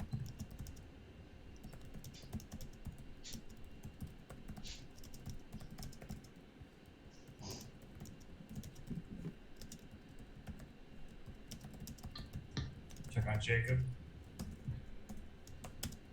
Jacob's still sleeping. Ha! As Jacob is wont to do. It's fine. You come a knocking at his door, and he'll open it in a hastily drawn bathrobe. How's that? Oh, Yeah, they will summon you up to Lucrezia's room. all right. Jacob goes to Lucretia's room with not more than his dressing robe, a silken dressing robe, and a small pouch and an amulet. All right, barefoot. Fish amulet. An amulet, you say? Looks like a small foot. What manner of amulet? We never checked him for ears. No, that was the first thing that he did. Your ear count. One of his ears is prosthetic. Yeah, it's a fake ear. It's a gobble ear. It's actually funny because if you really look, there's 3 ears. He's just collecting them. Have you heard? Dun, dun. Now, who's the necromancer? Okay, so Lucrezia, oddly enough, the party seems to have assembled outside your door, as evidenced by the bickering and the groaning and the yawning and the complaint of garlic smell and the rap on your chamber door, Like that the halfling's not dressed. quoth the raven. I'm gonna quickly throw open the door and usher everyone inside. It's like, good, I'm glad you're here. Something amazing has happened. My patron has finally gotten back to me, and I can open the box.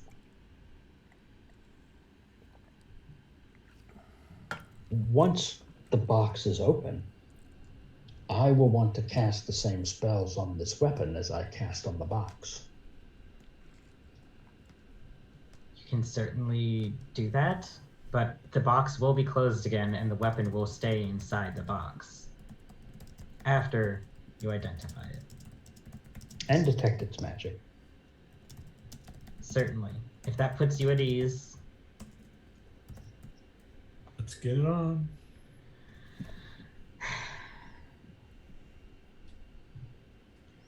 I'm gonna take the scroll that was given to me, and it is oddly completely blank, but I know exactly what to do.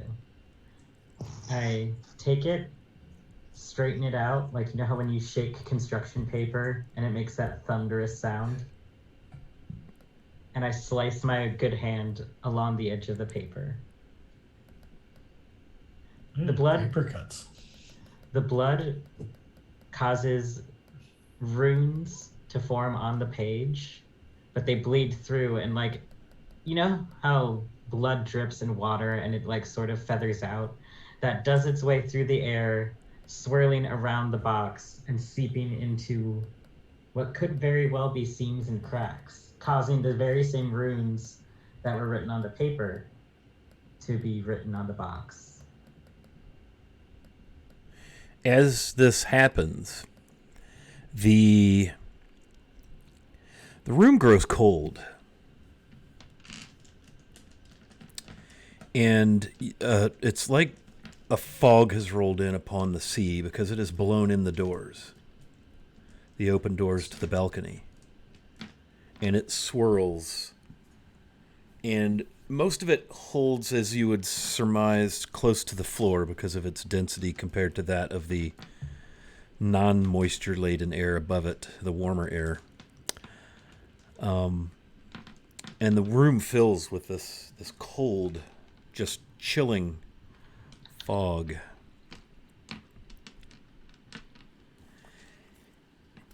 And as Lucrezia's hand is over the box, it begins to become enveloped in this fog, which around her hand turns to shadow. And you begin to see where the runes are on the box begin to separate. And the box begins to slide and expand and open. And it unpuzzles, I don't know how else to describe it, it unpuzzles itself, unlocks itself in such a manner that it slides apart. I'm sitting here gesturing and you can't see it because I'm not doing it in front of the camera. So it slides, hang on, it slides apart on the table beside the wash basin. And as it does so, Ethan, did you cast any of your spells yet, or? Nope. Okay. No, he likes making people wait. Nice. Dramatic. What do you call it?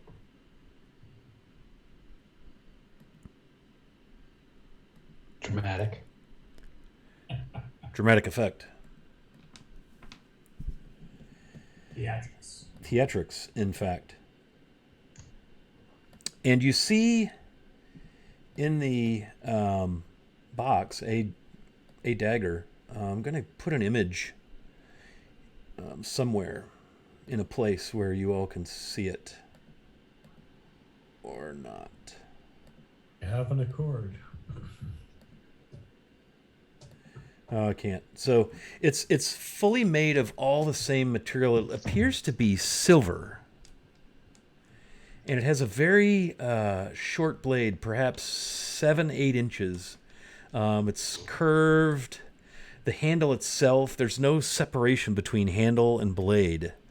There's a little loop, like a ring, where maybe an index finger might go when you grip the handle. And the handle has this really finely detailed filigree of maybe a fleur-de-lis and other floral patterns.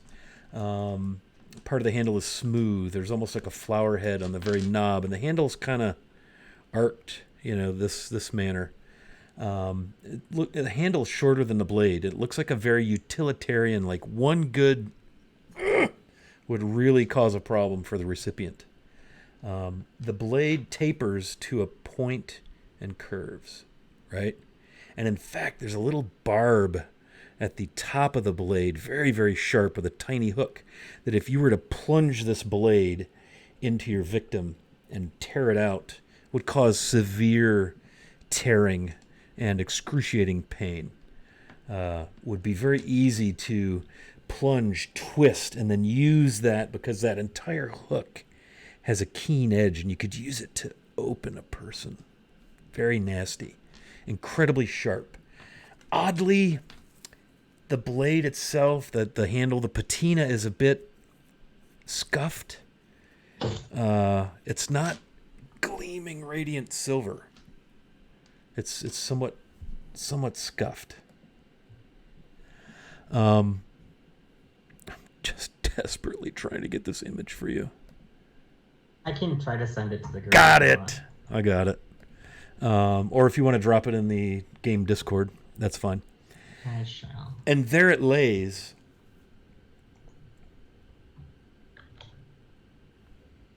Before you. Now I'm going to cast Detect Magic. Yes. Are you casting Ritual again? Yes. Okay. Very good. So we'll fast forward 11 minutes. And your Detect Magic Ritual, again, the box glows significant abjuration magic, protective magic, defensive magic, warding, perhaps. The blade itself, the entire dagger, glows with evocation magic, very, very strongly. Yeah. Nothing else on the inside of the box. Plain and smooth. Not a rune. Not a mark. Not an instruction. Nothing. I want to remove the weapon from the box so that I can cast Identify.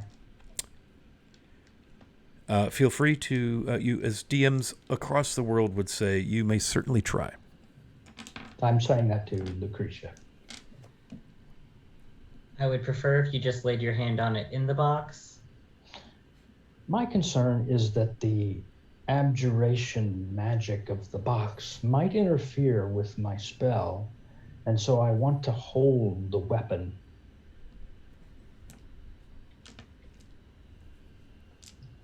You can try. Well, of course, I want you to remove the dagger from the box. Am I able to successfully do that? Do you try to? I guess I will try. Yeah, so you place your hand upon the metal. It is, as you would assume, it's cold to the touch. You lift it. It is heavy. Are you skilled? Are you proficient with blades? Or at least with daggers? Are you comfortable with an edged weapon? Yes. Yeah, so this feels oddly much heavier than a dagger should feel. Although, once you pick it up, you also feel that it is balanced. It just, overall, just feels heavier than any dagger you've ever picked up.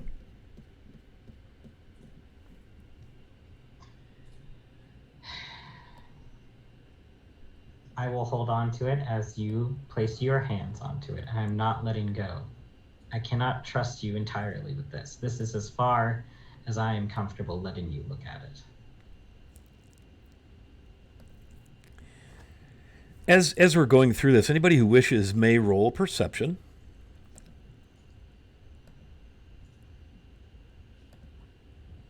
I'm going to put the dagger on stream, and I will move it about so that I'm not covering anyone, but they're dear friends. I'm kind of covering Jacob. Sorry, Jacob, I don't mean to. That's okay. I got an 18 on my perception check. 20. There we go. 1, 2. 10.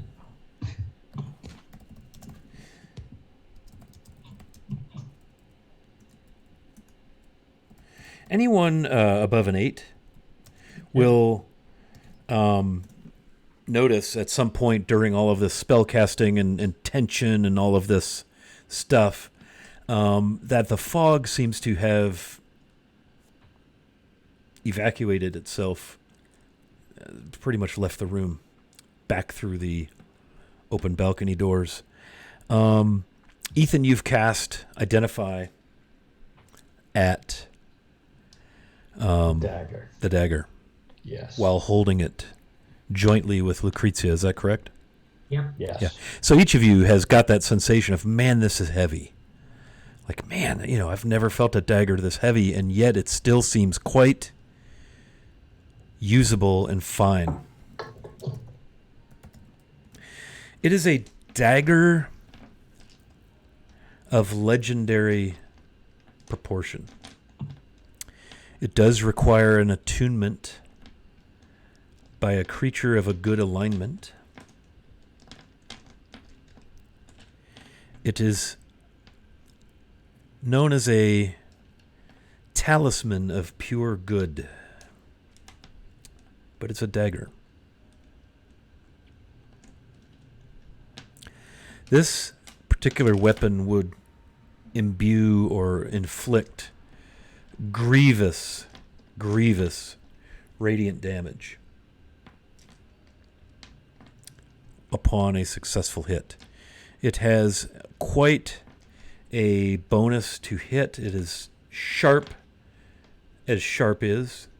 It is weighted so a forward stab, would plunge the dagger, properly wielded, easy entry, penetrating armor, so forth. But it is it's not just a talisman of pure good, it's a talisman of pure good, but its greatest powers can only be released under very special circumstances against a unique person or creature. Not a species of creature, but a singular being. For this weapon would quadruple its damage versus that individual. Does my identify spell allow me to know what the individual is? Why are you asking me all these questions, I don't know. That's my job. diviner? It's an excellent question. Don't forget I am the Oracle of Sabra. Oh, see, sometimes I'm just forgetful that way. Loser. So, yeah. I mean, it has charges, 7 charges, and if you strike this individual and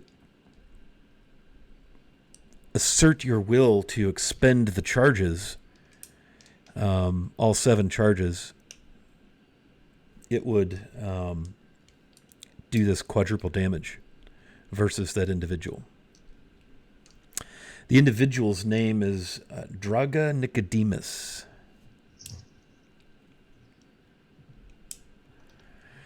The item also, how do I want to say this?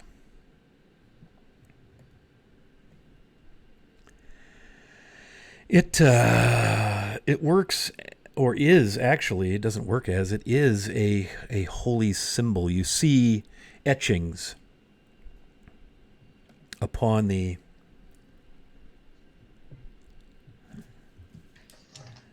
pommel, etchings of a sun cresting a horizon, giving sun rays. And these are visible by everyone as far as the etchings are concerned. But you know this through your arcane divination. That is not disturbing at all, Dave. Does anyone know who it is? These etchings are in fact indicating the holy properties, the divine properties of this item. You can also detect alignment by expending a charge.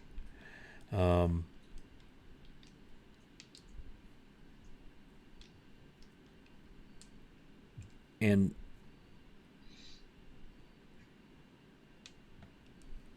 cool thing, if you use an action to spend a charge and choose a particular creature you can see on the ground within 120 feet of you, if the creature is of evil alignment, this flaming fissure will open beneath it, and the creature must succeed on a DC 20 Dex save or be deposited into the fissure and destroyed utterly. But again, the target must be Draga Nicodemus. To destroy it utterly? No trace of its existence. If you expend all 7 charges, whether you do it while attacking and you expend all 7, or whether you use it, 7 times, 1 charge at a time to destroy this evil creature, the talisman actually just kind of disperses into like rays, like sun rays of golden like sunlight, and is destroyed forever. That's ironic. So while it is usable against anything evil, or anything at all, it is particularly deadly against this particular individual.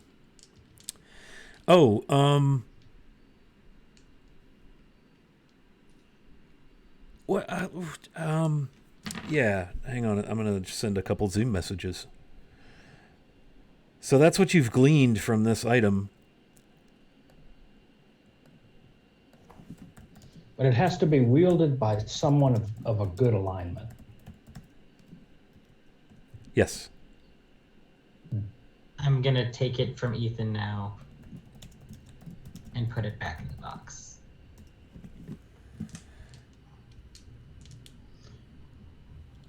Well, well, well. Do you see now that I was telling the truth? Hang on, I have to multitask. As you set the item back in the box very quickly pulls closed, and all signs of the runes, the seams, the opening vanish, and it is once again a smooth, beautiful wooden box. As you are holding the dagger, that's not the sound of dice you hear in my hand, by the way. Good alignment. Ethan, you suffer 21 points of radiant damage. Yeah, sir. Lucrezia, you suffer... Let me just emphasize the word suffer. God, I'm a dick.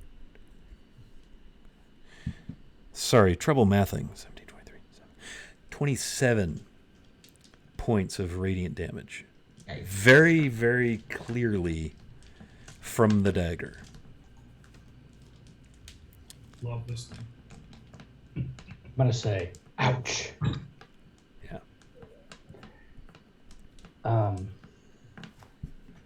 Alignment doesn't really mean anything. Yeah. I'm basically gonna like collapse to my knees before the box and quietly pray. Because I remember exactly how bad that hurt when it cut off my fucking hand. Ethan's going to hold his hands and he's going to say, so, tell me, what's the name of your patron? Lady Nicodemus. And does Lady Nicodemus have a first name? Yes. And what is it? Draga. Well, well, well. This is quite an interesting weapon, albeit a painful one. To some, yes. The wielder of this weapon, Jacob, must be of a good alignment. Oh, look at me. I'm not going to wield it. It's a weapon. I wield Well, magic. doesn't that suggest to you that, and obviously it's a weapon of great power and can harm a particular individual greatly, but the wielder must be of a good alignment, a good person. What must that say about the intended victim?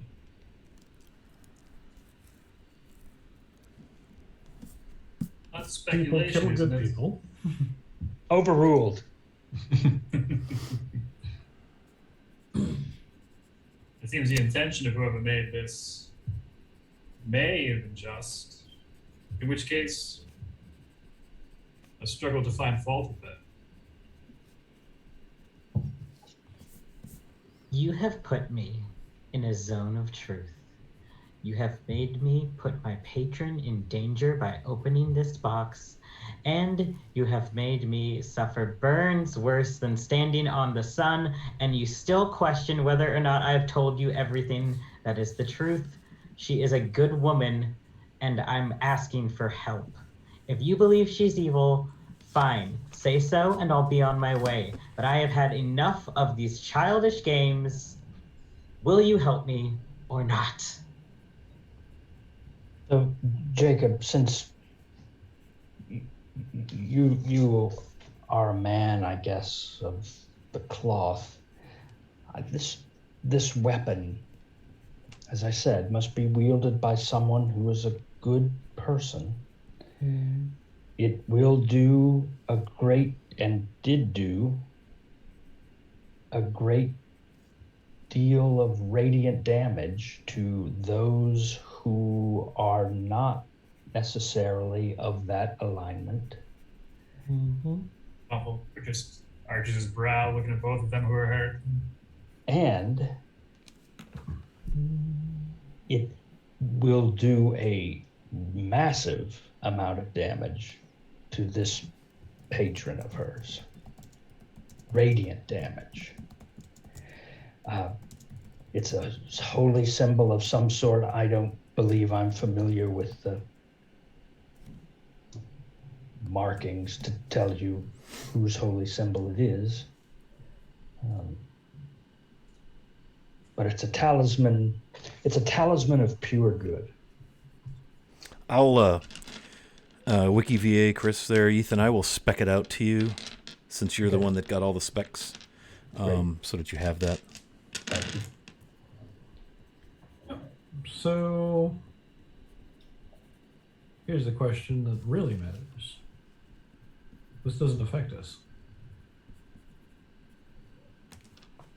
No, I suppose it doesn't. Which Affects means you in no way, shape, or form. Which means to me, good or evil, it doesn't really matter. We get paid, we get paid.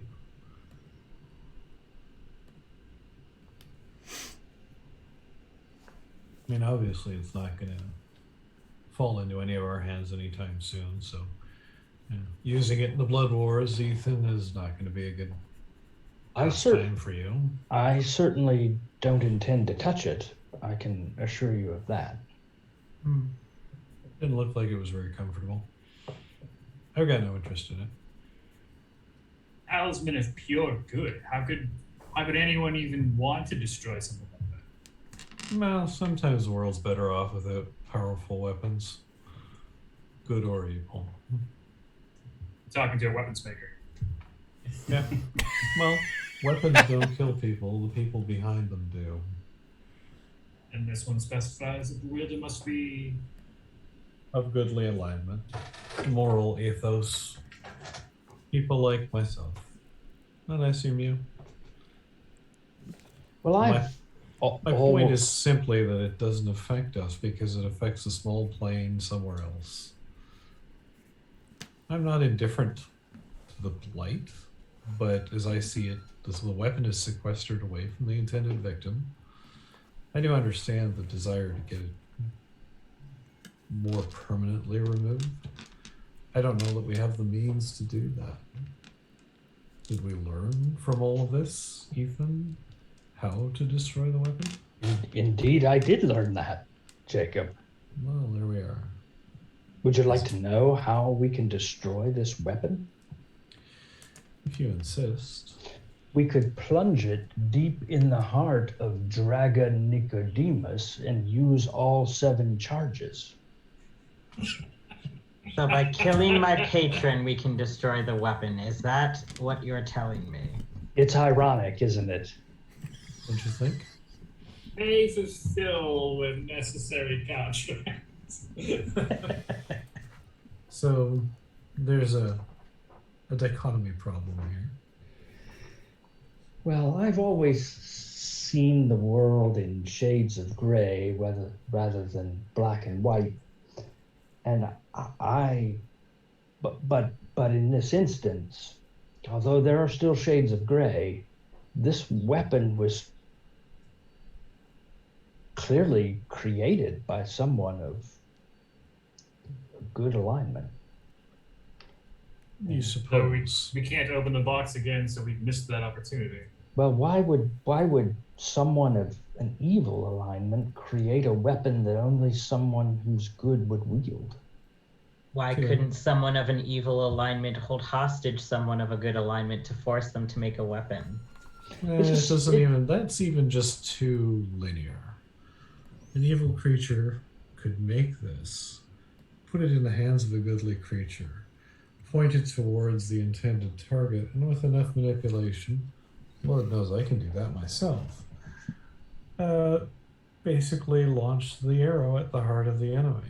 It doesn't take a lot of imagination to figure that out. So you're suggesting then that although this is a talisman of pure good, the intended victim could also be of good nature? It's intended to kill a particular person. Their nature at that point becomes less than relevant. I just find that difficult. I find that difficult to believe.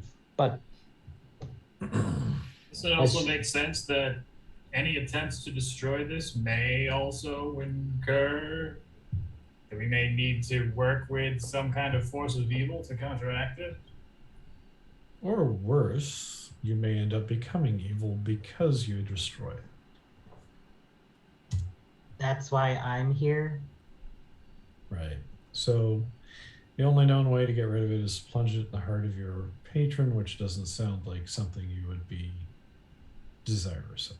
No, there has to be another way. Why else would she send me to this specific plane to do it? It's not like you're the only other plane that exists. This No. particular plane was chosen as the place where the dagger could be destroyed.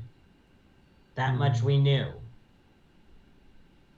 I take it, but please tell me if I'm mistaken. I take it that you didn't know the properties of this weapon. I've seen it once. I knew that it would harm me because it sliced off my hand pretty easily. It nearly killed me trying to take it away from the man. That certainly would have been good information to convey to someone who was going to touch it. I didn't think you were evil. Well, I don't know that you have to be evil necessarily to sustain the damage. He summons demons from the very bowels of hell itself. No Again. evil at all. I see the world in shades of gray. That You doesn't see mean the it's dagger is going to see in shades of gray. It sees things pretty black and white. It hurts me because I'm a vampire and because vampires are inherently evil. Was all that talk about stereotypes?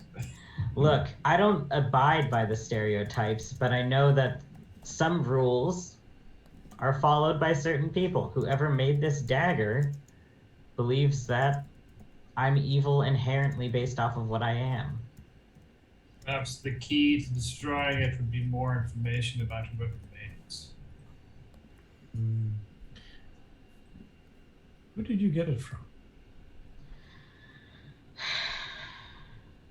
Or take it from, I gather. Also, what fool failed with this weapon? I don't know. He was supposed to be some unassuming chap. He was a priest. He just came and he became a member of the village. No one suspected anything of him. And then one night on the castle grounds, he was there and he wasn't supposed to be. And I was just doing my job. And then he had this dagger, this weapon. And then we captured him alive, though he didn't stay that way for very long. We got all the information we could out of him, and then we killed him. And not that I feel it necessary to defend myself. Let me just say that when I cast my identification spell on this weapon, it does do damage to those who are not of a good alignment. It does more damage to those who are of an evil alignment. So if someone who was neither good nor evil touched the weapon, it would also damage them to a lesser extent. Not that I feel the need to defend myself. Of course not.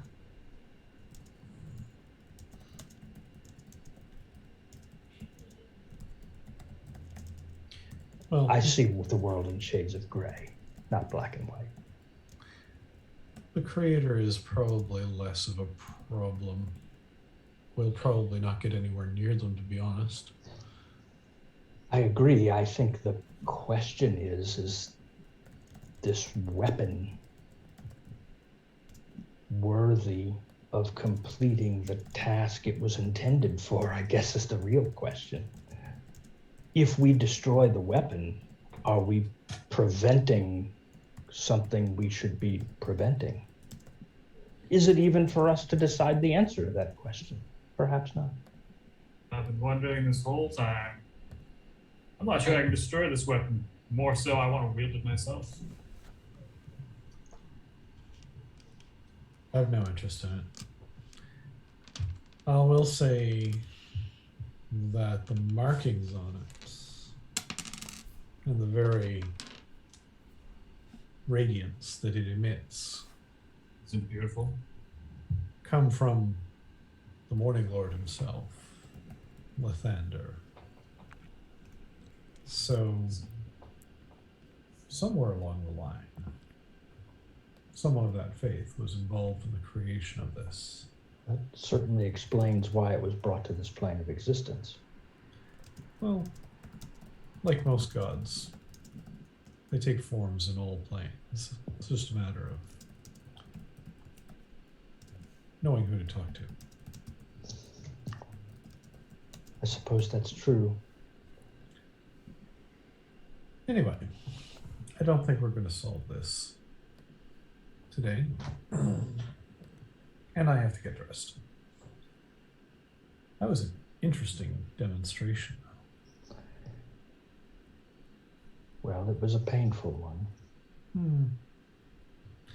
Anyway, and I go back to my room and start packing up for the coming trip that we've got. Wish we had a cleric who could take care of those sorts of things, but Gee.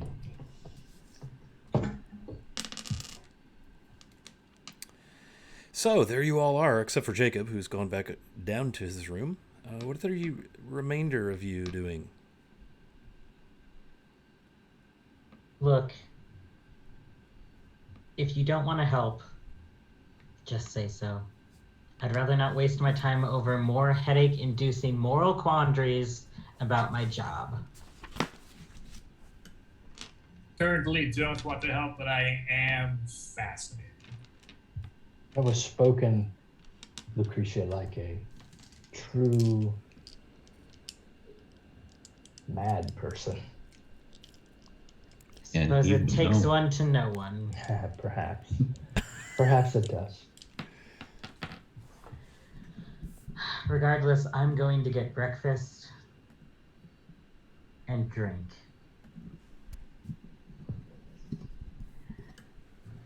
I'm going to look at my hands. Are they visibly damaged? I'm looking at Ethan's wounds. Nothing. I mean, you're not like wouldn't it could be healed. Yeah. Okay. But are there like visible wounds on Yeah, I them, would or- say they're very, very red, 3rd degree, kind of maybe some blistering, some burns. You might want to wrap those or get healed. Plunge him in the bathwater.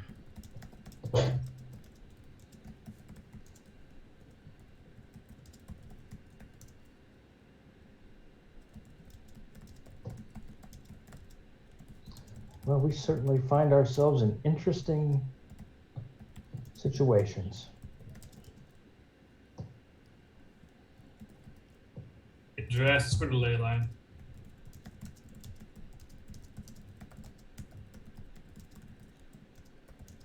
Oops, I think our stream may be down. Oh no. What? No, we're good. It's Yeah. still going. It's still going. What?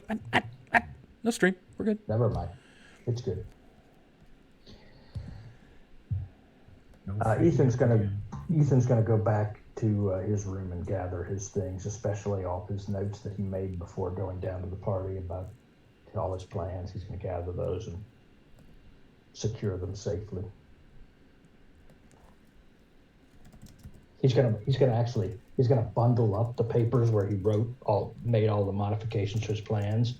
He's gonna bundle them all up, and he's gonna write on the outside in big letters, "Discuss with Ezra," Oh, poor Ezra. and then he's gonna stuff them in his pouch. Nice. Bonfit's going to take as many notes as he can on the deconfiguration of the box in the way that he saw it. Mm-hmm. just in case it's something that's ever manipulative or inspiring, and something that he might make one day.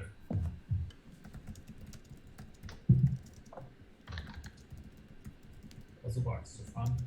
And then he's going to go and get breakfast. Okay. Yeah. So you all can make your arrangements, check out of your rooms, as it were. Go down, eat, whatever you wish to do. Have a bath. All of that stuff. Oddly enough, the baths are all still quite warm, quite hot, still steamy. Yeah, it's a place of wonders. Leave a tip in the room and take off. Okay, so I have Ethan headed downstairs. Jacob, you going down to eat? Oh yeah. Okay. Tanner Seawalker, what is your intention, sir? Heading for breakfast. Heading for breakfast. Lucrezia, your intention? Bottle of wine. And I guess some pancakes. Wine and pancakes. I'm just like trying to reconcile like wine and maple syrup together in the same bite. Ew, Like, that sounds tasty. or maybe it's a white wine. I don't know. Yeah. Oh, I don't know. I feel like a red and wine dessert would go wine. really well with And pancakes. iced wine. This one would go well. Yeah, I'm down with pouring the wine on the pancakes. I mean, that's kind of what I was thinking. She's Yeah. at that point where she's just, you see her just like Right. staring off in the distance, just pouring a full bottle of wine onto a giant stack of pancakes. Von Felt, are you doing breakfast? Yeah, I'm gonna wash up, grab all my stuff, seal up the room, and have a moment say goodbye to it because I will be back. Very good.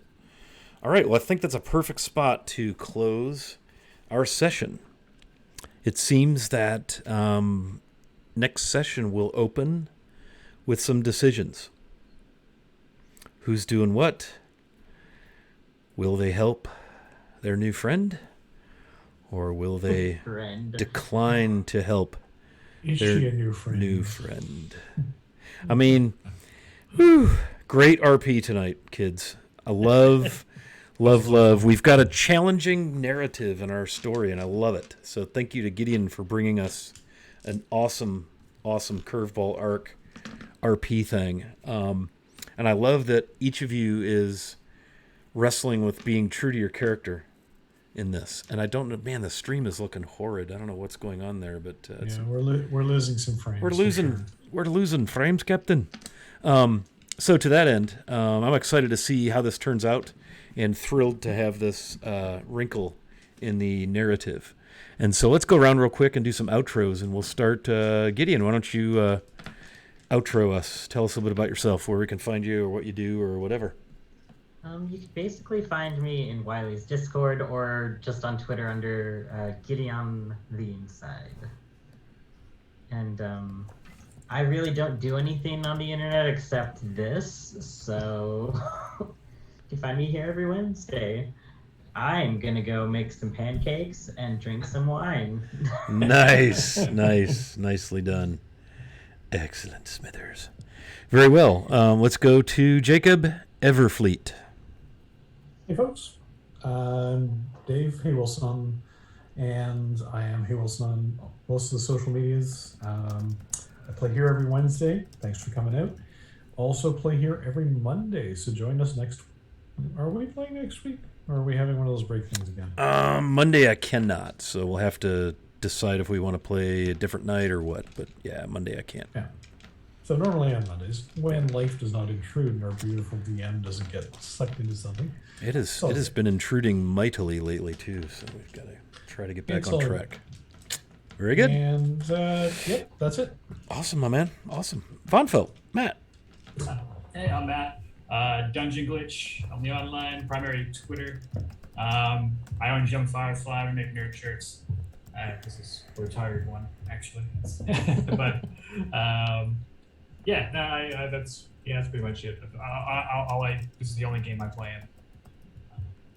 So yeah, hit me up on Twitter. Yes. I talk to everybody. Super crafty, cool shirts. Thank you. Super cool. Check them out. And Ethan, Chris. Hey everybody, I'm Chris WikiVA on Discord and Twitch. I too can be found on Wiley's Discord. This is also the only place you can see me play D&D because it's the only game I play in. So I'm here Wednesday nights, and I've been doing this game for over a year now, and it's just an awesome game. Love the folks who I'm playing with. They're great folks, fun to play with, and look forward to Wednesdays. We do have a good time here, don't we? We do. All right. And last and nowhere near least, Tanner Seawalker. Carl. Yes, well, I'm Carl. I'm Carnage on Wiley's Discord. I play here every Wednesday unless we take a week or 4 off. Right. I'm going to spend the next week looking at more blatant vampire lore and see what else I can come up with. Since the garlic didn't work. No, this is a lot of fun. Buy Matt shirts, and see you next week. Awesome. Thank you all. We're going to raid into my friend Jay, Lord Kazumba. He does his Legends and Lore Wednesday nights, all about Greyhawk. My favorite setting because it's the one I learned in. So stick around for that. But thank you to everybody for hanging out. Sorry for the stream quality here at the end. Apparently the internet is still being a fickle mistress. But let's raid into Jay's channel. Give him a shout from the tunnels of Bag End. And we'll see you, if not Monday, certainly next Wednesday. Night, internet.